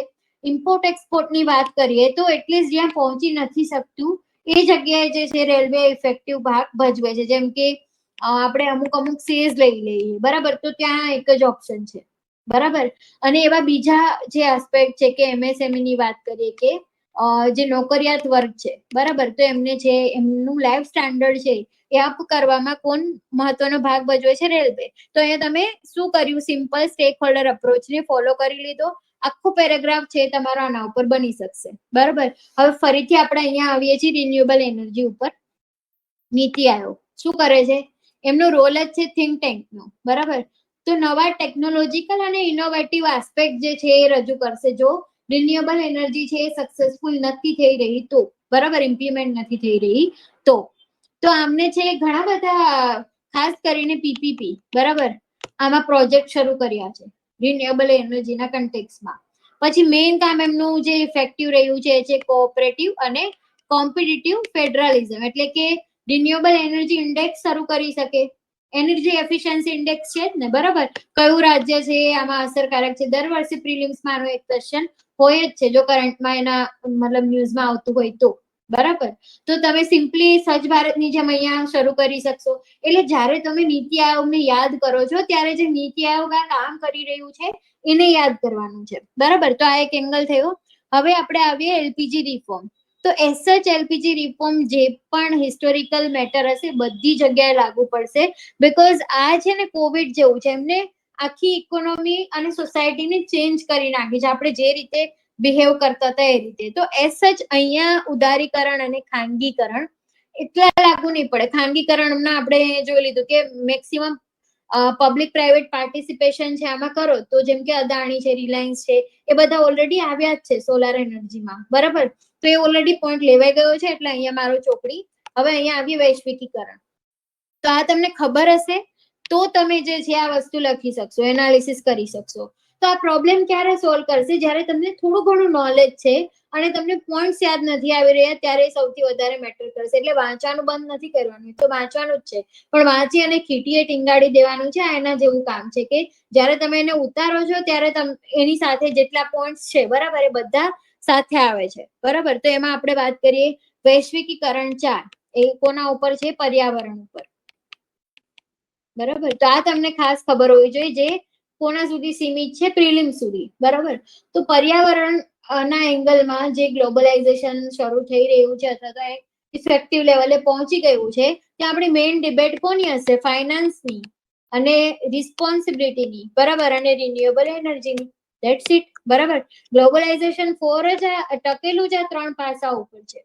તો આપણે એ મંચનો યુઝ કરી, જેટલા પણ ગ્લોબલ ફોરમ છે એનો યુઝ કરી અને મેક્સિમમ અવેરનેસ અને જેટલા પણ કોલાબોરેટિવ એંગલની જરૂર પડે છે બધા જ આપણે સ્પ્રેડ કરી શકીશું, બરાબર. તો આ એક એંગલ છે.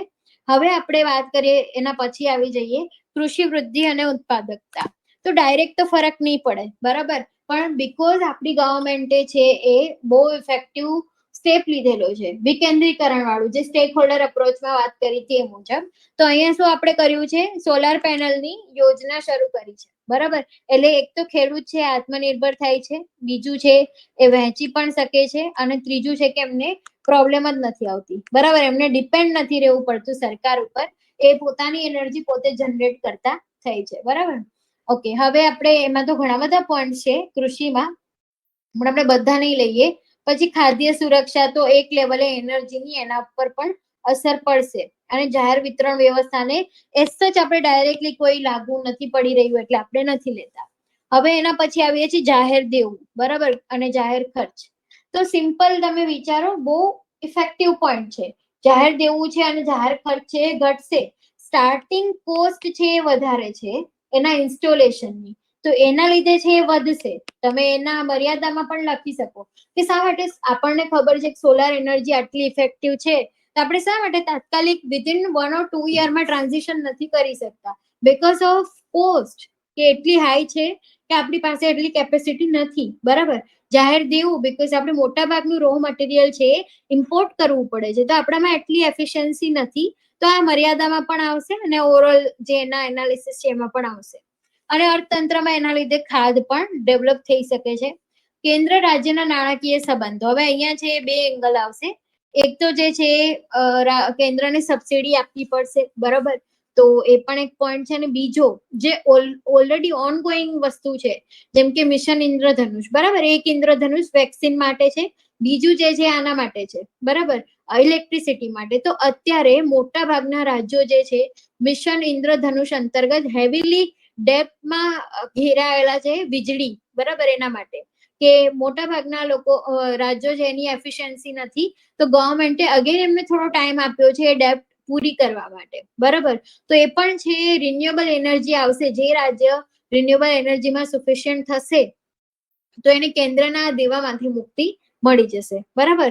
અને સમગ્ર લક્ષ્ય આર્થિક સ્થિરતા. જો તમારા સિલેબસમાં એવા પોઈન્ટ છુપાયેલા છે ને કે તમે ખાલી એને એઝ ઇટ ઇઝ કોપી કરી નાખશો ને તો એ મતલબ તમારી જે ઇમ્પ્રેશન છે ને આન્સરની અને રિયલિસ્ટિક એપ્રોચ છે એ આખો અલગ જ લેવલનું બની જશે. સમગ્ર લક્ષ્ય આર્થિક સ્થિરતા એટલે તમે આનો ડાયાગ્રામ પણ બનાવી શકો કે એ આયાત નિકાસ, સાયટિકલ એંગલ, રૂરલ અર્બન એંગલ, બરાબર, આ બધી જગ્યાએ સ્થિર છે. રિન્યુએબલ એનર્જી આ આખી સિસ્ટમને સ્થિર બનાવે છે. કઈ રીતના? જો આપણે કોલ ઉપર ડિપેન્ડ હોત તો કોલની આયાત, કોલની માઇન, આ બધી વસ્તુ ઉપર તમારે ડિપેન્ડ રહેવું પડત. એટલે હમણાં વિધિન 1 કે 1.5 વર્ષ પહેલા જ આ કોલની ક્રાઇસિસ આવી હતી, બરાબર. તો મતલબ એવું પ્રેડિક્શન ચાલી રહ્યું હતું કે આપણી પાસે 1 and 5 month માંડ ચાલે એવું એટલો કોલ છે, બરાબર. તો એના લીધે છે બધી જ ઇન્ડસ્ટ્રીમાં ડિસ્રપ્શન આવી ગયેલું. તો હવે રિન્યુએબલ એનર્જી તો એવો સોર્સ છે કે જે કન્ટિન્યુ રહેવાનો જ છે, બંધ જ નથી થવાનો. એટલે ઓવરઓલ જે સ્થિરતા આવશે, બરાબર, અને ખાસ કરીને માર્કેટમાં જે સ્ટેબિલિટી આવશે એ સૌથી વધારે ઇમ્પોર્ટન્ટ છે. તો તમે આ નાનામાં નાના કીવર્ડને યુઝ કરી અને એવો પોઈન્ટ બનાવી શકશો કે આઈ ગેરંટેડ કે બીજા કોઈએ નહીં લખ્યું હોય, બરાબર. પછી જે રાજકોષીય મૂડીરોકાણ તો હમણાં આપણે ખર્ચ દેવું એ બધામાં જે યુઝ કર્યું એ જ કે સ્ટાર્ટિંગમાં છે કદાચ ગવર્મેન્ટે વધારે મૂડીરોકાણ પણ કરવું પડે, બરાબર. જીએસટી તો તમે એને જીએસટી માંથી મતલબ છે બાદ કરો છો, સોલાર પેનલ ઉપર ઓછો ટેક્સ લગાવો છો પ્રમોટ કરવા માટે. તો આ એક એંગલ વે ફોરવર્ડમાં તમે લખી શકો છો, બરાબર. સબસિડીમાં જ્યાં સુધી મળતું હશે ત્યાં સુધી આ પ્રોબ્લેમ આવશે જ નહીં. હવે એના પછીનો પોઈન્ટ જોઈએ, મોટા વિરુદ્ધ નાના ઉદ્યોગો, બરાબર. તો આને તમે કઈ રીતના લઈ શકશો? એક તો ઉદ્યોગો જે છે પોતે કન્ઝ્યુમ કરી શકે રિન્યુએબલ એનર્જી, બરાબર.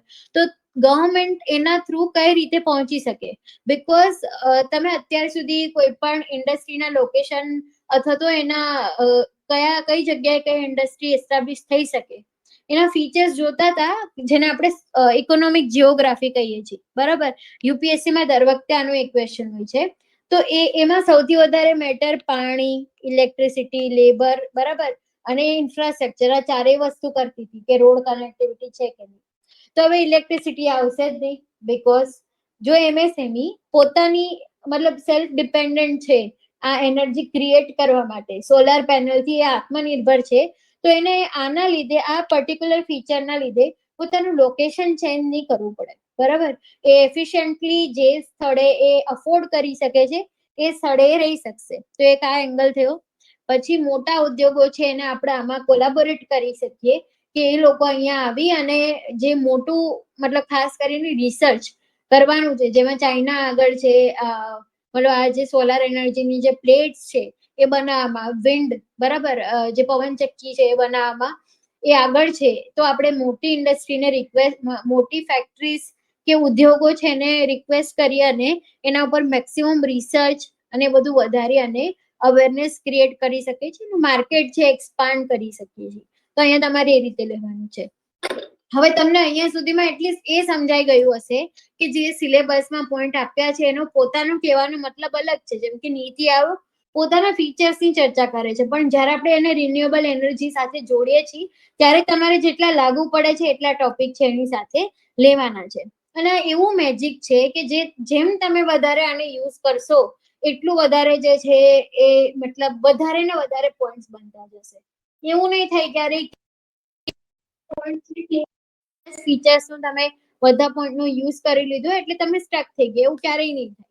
કારણ કે આ જે ટોટલ ડિપેન્ડ છે, કોના ઉપર ડિપેન્ડ છે? તમારી અન્ડરસ્ટેન્ડિંગ ઉપર. તમે જેટલું આને ડીપ વિચારશો કે અન્ડરસ્ટેન્ડ કરેલું હશે, કન્સેપ્ટ પ્રોપર સમજેલા હશે, તો તમારે ગોખવું બિલકુલ નહીં પડે, સિવાય કે આ સિલેબસ, બરાબર. તો હવે આપણે આગળ વધીએ. શહેરીકરણ તો અગેન મોટી સમસ્યા છે. સ્માર્ટ તમારે સિટી બનાવવું છે તો એનર્જી વિના કઈ રીતે થઈ શકે?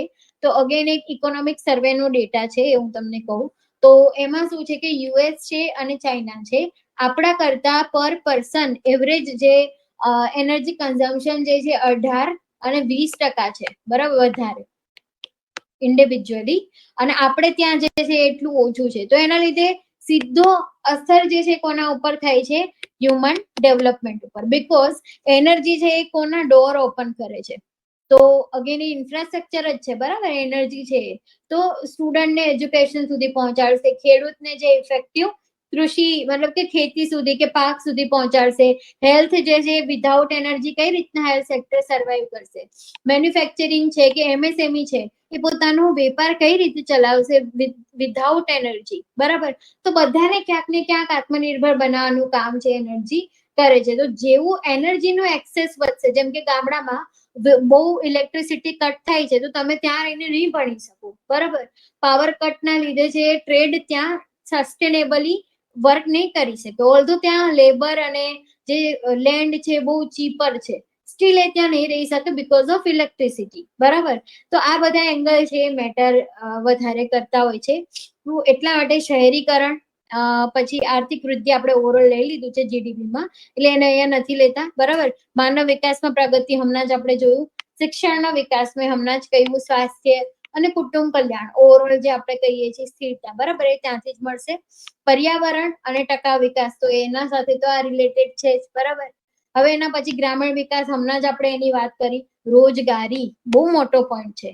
તો ફોર્ચ્યુનેટલી જે એનર્જી એફિશિયન્સી છે, બરાબર, ખાસ કરીને સોલાર કે રિન્યુએબલ એનર્જી છે, એનો પ્લસ પોઈન્ટ એ પણ છે કે એ રોજગાર સેન્સિટિવ માર્કેટ છે, બરાબર, કે એમાં એઆઈ ની જેમ નથી કે એ રોજગારીને ખાઈ જશે, એ ઉલટાની આપશે. તમારે મેક્સિમમ સ્કિલ્ડ પર્સન જોશે કે જે રિન્યુએબલ એનર્જીમાં સ્કિલ થયેલા હોય, because A labour incentive sector છે, બરાબર.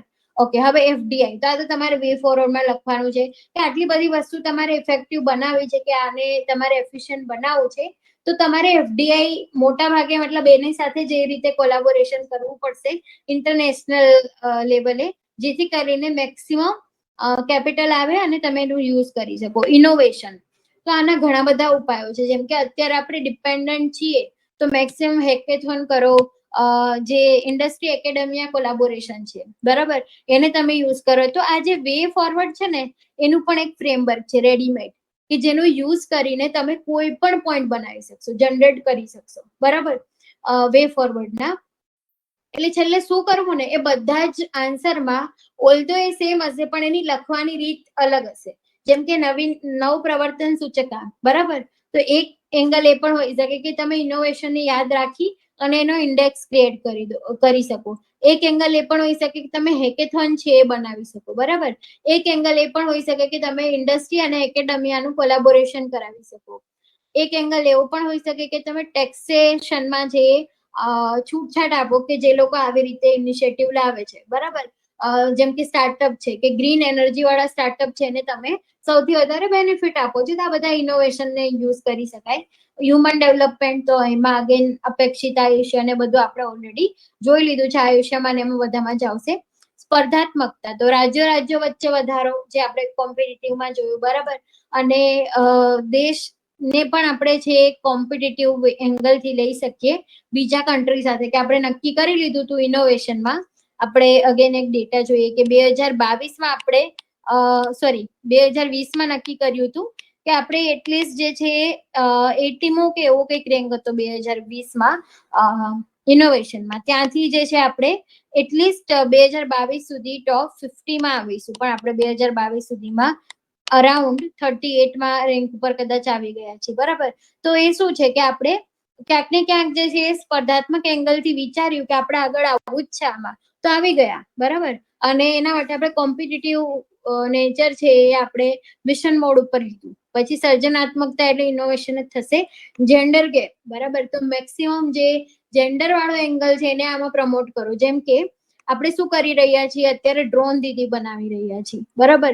તો ડ્રોન દીદી શા માટે, ડ્રોન ભાઈ ના બની શકે, પણ આ જે સેક્ટર છે એમને વધારે બેનિફિટ કરે એવું છે, બીકોઝ એઝ સચ જે ટેકનિકલ પર્ટિક્યુલર સ્કિલ છે એના સિવાયની સ્કિલની જરૂર નહીં પડે, તો તમે ઇઝીલી એને આત્મનિર્ભર બનાવી શકશો.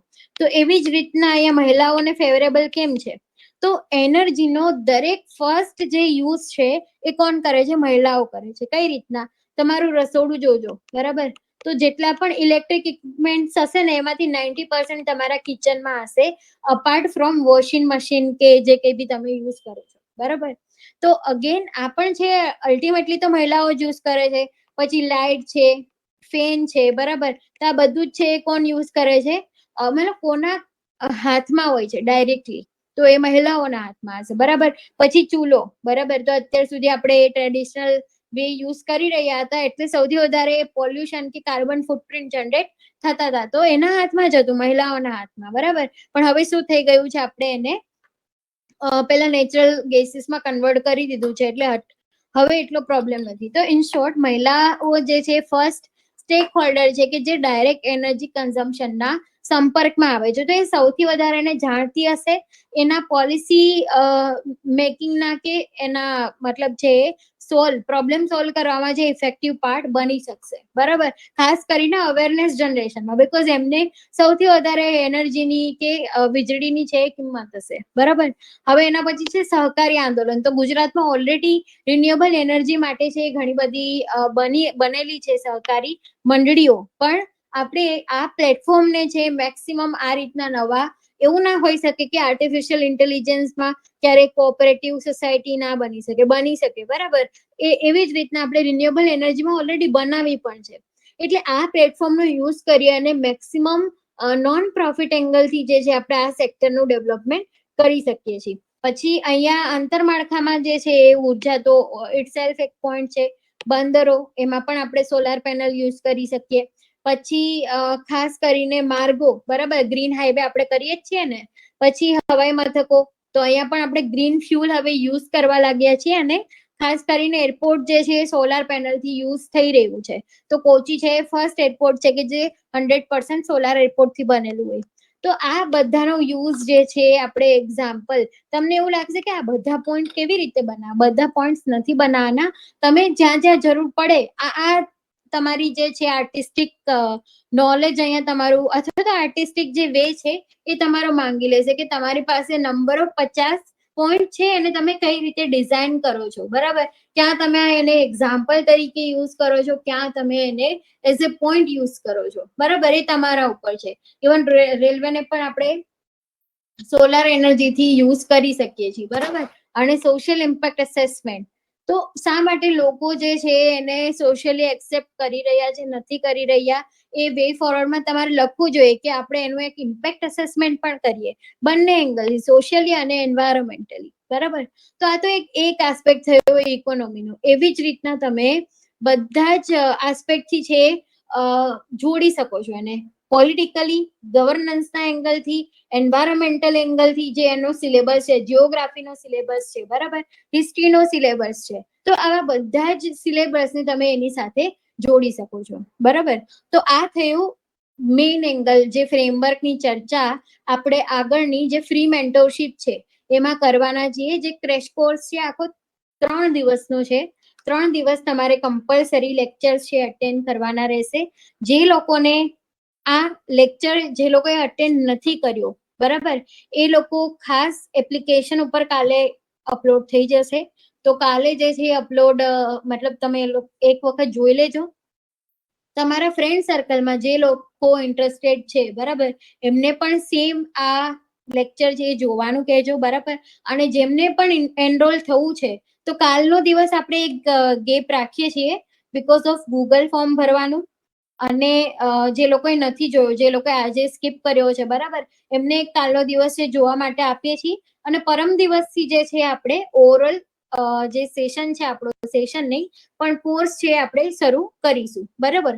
તો હવે અહીંયા આપણે જે ખાસ કરીને સેશન છે એમાં આપણે શું કરવાના છે એનું હું તમને બેઝિક છે જણાવી દઉં છું. પણ એ પહેલા તમારા લોકોના ડાઉટ હોય તો મને ક્વિકલી કહી દો, એટલે ખાસ કરીને પીપીટી સમજતા પહેલા આપણે એને સમજી લઈએ. ચલો, સ્ક્રીન દેખાય છે? Anyone? Hello. Yes ma'am. Yes, screen દેખાય છે? ના ના. નો મેમ.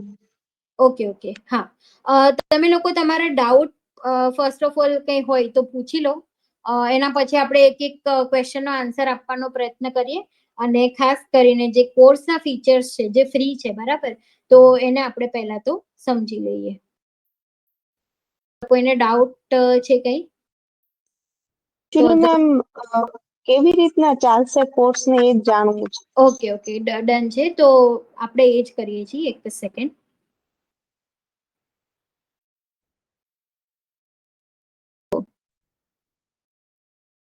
પહેલા તો છે માસ્ટર બડી આન્સર રાઇટિંગ ક્રેશ કોર્સ, બરાબર, જેમાં તમારા આન્સર્સ લખવાના નથી, કઈ રીતે લખવા એ મેઇનલી સમજવાનું છે, બરાબર. કારણ કે લખવામાં થોડો કોમ્પ્લિકેટેડ આસ્પેક્ટ જે ચેકિંગ નો છે એ આવી જશે. તો બેટર કે પહેલા આપણે સમજી લઈએ, બરાબર. ઓકે, હવે એક સેકન્ડ, જો આને પીપીટી માં એક સેકન્ડ.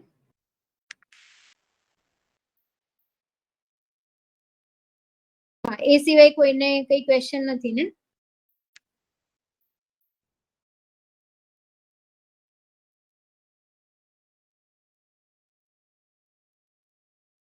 ઓકે, તો આને સમજીએ છીએ. અહીંયા એઝ ઓફ નાઉ હું હાઇલાઇટ નહીં કરું, તમને ખાલી એક એક ફીચર બતાવતી જઈશ, બરાબર. તો પહેલા તો આ 3 દિવસનો ક્રેશ કોર્સ છે, બરાબર, પહેલું ફીચર. બીજું છે કે વન ઓન વન મેન્ટરશિપ. તો તમે જ્યારે આને 3 દિવસ પૂરેપૂરું અટેન્ડ કરો છો ત્યારે તમને જે છે એ એક સેશન જે 1 to 1 છે, બરાબર. તમારે ઓલરેડી જે આપણે ગૂગલ ફોર્મ મંગાવીશું એમાં તમારે એ ડિટેલ્સ મૂકવાની છે, લાઈક તમે જે આન્સર્સ લખ્યા છે એની પીડીએફ છે એમાં એડ કરવાની છે, બરાબર. તો એ 1 to 1 મેન્ટરશિપ જે છે એ બાય ધ ટાઈમ તમને મળશે જ્યારે તમે એની પીડીએફ સબમિટ કરાવશો. અને 3 દિવસ કમ્પલસરી છે તમે પ્રેઝન્ટ રહેશો લેક્ચરમાં, બરાબર. અને ત્રીજું છે ફ્રેમવર્ક દ્વારા આન્સર રાઇટિંગ, બરાબર. જે હમણાં આપણે ખાલી એક ઇકોનોમિક્સ, બરાબર, એનું જ એક ફ્રેમવર્ક જોયું હતું, એ પણ સિલેબસના ટોપિકનું. એવી રીતના હવે લેંગ્વેજના અલગ ફ્રેમવર્ક બનાવેલા છે. જીએસ માં બધા આસ્પેક્ટના, અવેરનેસ આસ્પેક્ટ, રિસોર્સિસ આસ્પેક્ટ, એક વાળું ફ્રેમવર્ક છે. આવા 25 થી 30 ખાલી મિનિમમ હશે જીએસ ના ફ્રેમવર્ક, લેંગ્વેજ ના અલગ છે, બરાબર. તો આ બધા ઉપર આપણે ચર્ચા કરીશું. જેટલું પણ 3 દિવસમાં પોસિબલ થશે એ બધા જ એંગલ છે આપણે કવર કરી લઈશું, બરાબર. પછી બધા જ વિષયો માટે લાગુ પડે. મેઇન્સ છે ને એને આમ જોઈએ ને તો બહુ કોમ્પ્લિકેટેડ કરી લીધી છે. અલ્ટિમેટલી એ લોકો તમારા ખાલી વિચાર જાણવા માંગે છે. હવે આ વિચારો જે છે ક્યારે આટલા કોમ્પ્લેક્સ ના હોય કે પર્ટિક્યુલર સબ્જેક્ટના પર્ટિક્યુલર ટોપિકનું પર્ટિક્યુલર સબ ટોપિકનું મને વિચારીને આપતો, બરાબર, એવું ના હોય.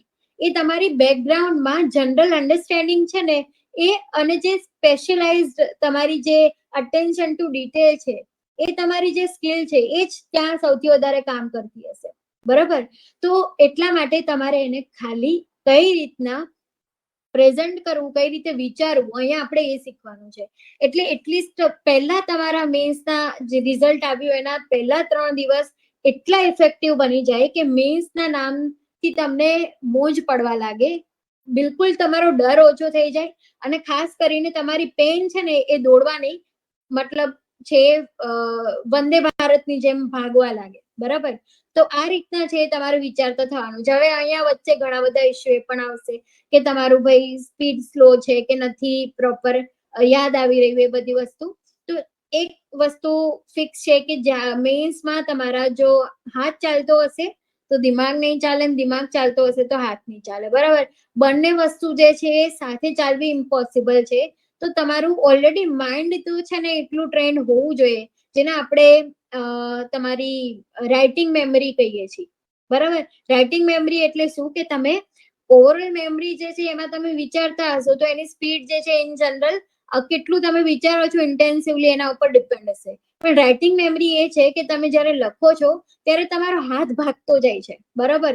કારણ કે તમે ઓલરેડી એટલી બધી પ્રેક્ટિસ કરી લીધી છે વિચારવાની, મેન્ટલ આન્સર રાઇટિંગની, કે હવે તમારા હાથને રોકવો પડશે, કારણ કે તમને ખબર જ છે કે આના પછી આ જ આવવાનું છે. તો ઇટ્સ ઓલ અબાઉટ પ્રેક્ટિસ અને ટાઈમ, તમે કેટલો કેવી રીતે ક્યાં આપો છો, બરાબર. તો બધા વિષયો માટે લાગુ પડે છે. આમાં તમારે અહેવાલની અલગથી તૈયારી નથી કરવાની, સંવાદની અલગથી નથી કરવાની, કે ઇકોનોમિક્સના પર્ટિક્યુલર ટોપિક સોશિયલ ઇમ્પેક્ટ અસેસમેન્ટની પણ અલગથી તૈયારી નથી કરવાની. આ 3 દિવસના પ્રોગ્રામ પછી આઈ ગેરંટેડ કે તમે સોશિયલ ઇમ્પેક્ટ અસેસમેન્ટને અહેવાલ કે સંવાદમાં યુઝ કરતા થઈ જશો, બરાબર. તો તમારે જે સિલેબસ જીએસ નો આપ્યો છે ફક્ત ને ફક્ત એટલા પોઈન્ટ્સને ધ્યાનમાં રાખીને જ આગળ વધવાનું છે કે એને સ્ટડી કરવાનું છે, બરાબર. હવે 5th છે કીવર્ડ્સ દ્વારા મુખ્ય પરીક્ષા ઉપર પકડ. સર્ટેન કીવર્ડ એવા હશે જ કે જે તમે મેક્સિમમ યુઝ કરશો તો તમારા જે આન્સર જે છે એનો જે અપ્રોચ છે બીજા લોકો કરતા અલગ દેખાશે. જેમ કે તમે હાઈવે યુઝ કરો છો, બરાબર, હાઈવે ઉપર કાર્બન પોલ્યુશન ઘટાડો, બરાબર, આ તમારી લાઈન થઈ. હવે આના બદલે તમે ગ્રીન રોડ કે ગ્રીન હાઈવે યુઝ કરો છો, બરાબર. આનાથી તમારી એફિશિયન્સી જે છે તમારા રાઇટિંગની એફિશિયન્સી વધશે. વાંચનારને એવું લાગશે કે તમે બહુ ઇફેક્ટિવ વસ્તુ લખી છે, બરાબર. જેમાં સિમ્પલ વસ્તુ કહીએ કે તમારે એન્વાયરમેન્ટલ એંગલમાં કંઈ પણ કરવું છે ને તો તમે આગળ ગ્રીન લગાડી દો, બરાબર. તો એમાં ગ્રીન રોડ છે, ગ્રીન સ્ટેપ્સ છે, બરાબર, કાર્બન ફૂટપ્રિન્ટ આપણે જેને કહીએ છીએ, ગ્રીન ઇનિશિયેટિવ્સ છે, ગ્રીન જોબ છે, ગ્રીન એનર્જી છે, બરાબર, ગ્રીન કન્ઝમ્પશન છે. તો આ બધી વસ્તુમાં તમે આગળ ગ્રીન લગાડી દેશો એટલે તમારો કીવર્ડ છે ઇફેક્ટિવ બની જશે. તો આવા થોડા ઘણા હેક છે એને પણ આપણે ડિસ્કસ કરીશું. અને 6th છે બ્રેઇન સ્ટોર્મિંગ પ્રેક્ટિસ, બરાબર. તો આ બ્રેઇન સ્ટોર્મિંગ જે હમણાં આપણે જોતા હતા કે કઈ રીતના સ્ટ્રક્ચરલ એંગલથી જે છે વિચારવું અને એના ઉપર ચર્ચા કરવી કે એનાલિટિકલ એંગલ છે તમારે બનાવવો, બરાબર. તો આ 3 દિવસનો ઓવરઓલ જે છે કોર્સ છે. ઓવરઓલ આખી ડિટેલ છે અહીંયા આપી છે કે આપણે ક્વેશ્ચન આન્સર નો યુઝ કરી અને આખું માળખું છે એ સમજવાનો પ્રયત્ન કરશો. દરેક સબ્જેક્ટનું અહીંયા જોઈશું અને મેક્સિમમ આપણે ફ્રેમવર્કનો યુઝ કરીશું. અને મેક્સિમમ જે લોકો, એટલે આ તો ફરજિયાત જ છે, 3 દિવસ તમે પ્રેઝન્ટ રહેશો તો જ તમારો ચોથા દિવસે જે 1-to-1 વાળો સેશન આવશે, બરાબર. અને આન્સર રાઇટિંગ ના જે એંગલ બહુ બધા અલગ અલગ છે, બરાબર, એની આપણે એક સિમ્પલ સ્ટ્રેટેજી જે છે આપણે ડેવલપ કરી દઈશું, બરાબર. પછી બધા વિષયો વાળું આપણે ઓલરેડી જોઈ લીધેલું છે. અને એ કોઈ પણ મીન્સ તો તમે કોઈ પણ ક્વેશ્ચન કેમ ના ઉઠાવો, તમે આ મેથડ થી બધાને આન્સર કરી શકશો, બરાબર. એટલે બહુ ઓછા, ઇવન હું તમને ગેરંટી આપી શકું કે આ 3 દિવસમાં એટલીસ્ટ તમે બેઝિક વિચારતા અને લખતા થઈ જશો, બરાબર. અમારી પાસે એવરી યર જેટલી પણ અમે બેચ લોન્ચ કરીએ છીએ, મિનિમમ છે એમાં બેચની સંખ્યા 100 હોય છે, બરાબર. 100 લોકો જોઈન કરે છે. હવે એ 100 લોકોમાં સરપ્રાઇઝિંગલી અમુક ફેક્ટ એવા હોય કે મોટા ભાગના લોકો પહેલા 10 દિવસ સુધી જોઈને આન્સર લખતા હોય. એમને આન્સર રાઇટિંગ નો પણ ખબર ના હોય ને એમને ખાલી ગુજરાતના લોકોને કે સ્ટુડન્ટ્સને આ જ ખ્યાલ પડે છે કે મેઇન્સના નામે એમને આન્સર રાઇટિંગ કરવું જોઈએ, પણ કેમ કરવું જોઈએ, કેવી રીતે, ક્યાંથી શરૂઆત કરવી જોઈએ, ડાયરેક્ટ કરવું જોઈએ કે વાંચવું જોઈએ પહેલા, આ કંઈ જ ખબર નથી, બરાબર. તો આ એક મેઇનલી તો અવેરનેસના એંગલથી જે છે અમે આના ઉપર કામ કરવા માંગીએ છીએ. તો આવું ના થાય એના માટે જે છે આપણા ફર્સ્ટ 3 days છે તમારે, મતલબ એક કોટ છે કે તમે કુહાડી, હવે આ કોનું છે મને ખ્યાલ નથી આવતો, એક્ઝેક્ટલી યાદ નથી આવતું, પણ અબ્રાહમ લિંકન છે કદાચ. તો તમે જ્યારે વૃક્ષ કાપો છો, બરાબર, એમાં જેટલી મહેનત કરો છો ને એના બદલે એટલી જ મહેનત છે તમે કુહાડીની ધાર કાઢવા માટે કરશો ને તો બહુ ઓછી મહેનતે છે તમે ઇઝીલી તમારો ટાસ્ક જે છે ઇફેક્ટિવલી પૂરો કરી શકશો. તો આ એક one of the A practice છે, બરાબર. અને બસ ઓવરઓલ તમે કરશો એટલે તમારી જે પેન છે એ ભાગવા લાગશે, બરાબર. તો આ એક અપ્રોચ અને આ એક એફોર્ટ્સ છે અમારા તરફથી, જે આઈ હોપ કે સક્સેસફુલ નીવડે. તમે લોકો જેટલા પણ અહીંયા પ્રેઝન્ટ છો એ ડેડિકેટેડલી 3 દિવસ અટેન્ડ કરો, તમારા મિત્રોને લાવો, બરાબર. અને ટોટલી ફ્રી છે, તો અહીંયા કોઈ કોસ્ટનો ને એ પણ એંગલ નથી. અને છેલ્લે સુધી તમે અટેન્ડ કરો. આ ટોટલી અમે તમારા માટે જ રાખ્યું છે, બરાબર. કે 1-to-1 મેન્ટોરશિપ છે અમે બહુ હાઈ કોસ્ટમાં એવરી યર લોન્ચ કરીએ છીએ, પણ બીકોઝ તમે આ 3 દિવસ આ વસ્તુને ફોલો કરો એના માટે જ અમે આ 1-to-1 મેન્ટોરશિપ રાખી છે, બરાબર. કે લાસ્ટમાં છે તમને એક સેશન તો એટલીસ્ટ મળે જ.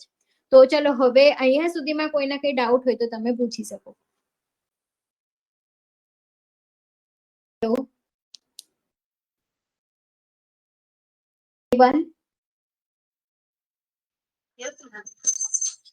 હા, કોઈ ડાઉટ છે?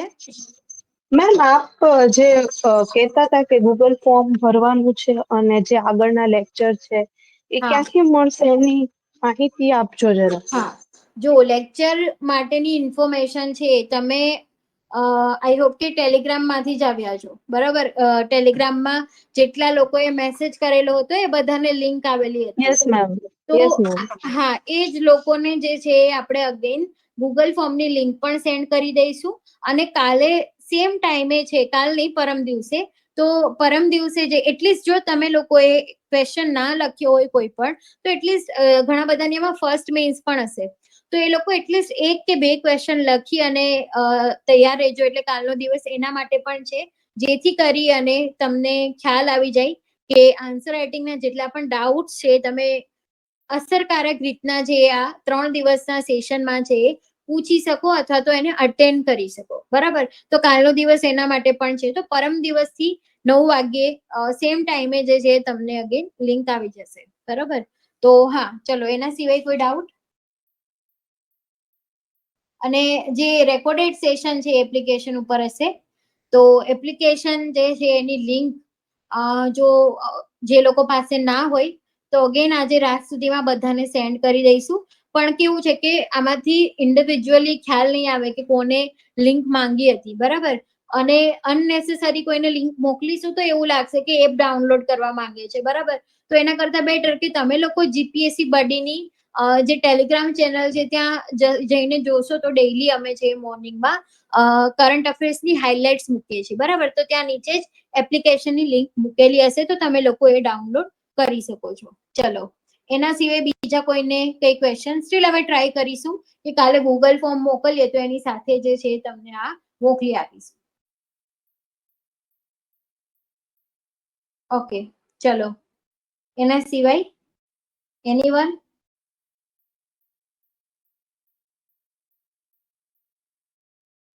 હેલો, નો મેમ.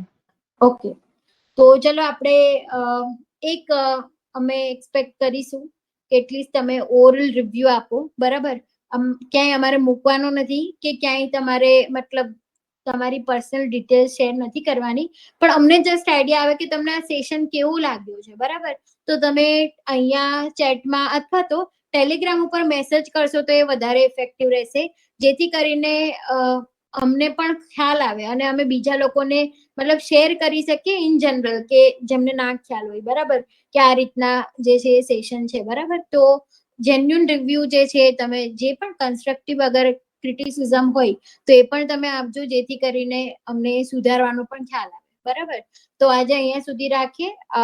કાલે બધા જેટલા લોકો છે એ કમ્પલસરી છે ખાસ તો ફોર્મ ભરી દેજો, ગૂગલ ફોર્મ. પોતાની પીડીએફ છે આન્સર રાઇટિંગ વાળી એ તૈયાર રાખજો અને એમાં અપલોડ કરી દેજો. બરાબર, ને તમારા ફ્રેન્ડ્સ ને કોઈને જોઈન કરવું હોય આ રીતના ફ્રીમાં, બરાબર, તો એમને પણ કહેજો. ઓકે, ચલો, ગુડ નાઇટ એવરીવન.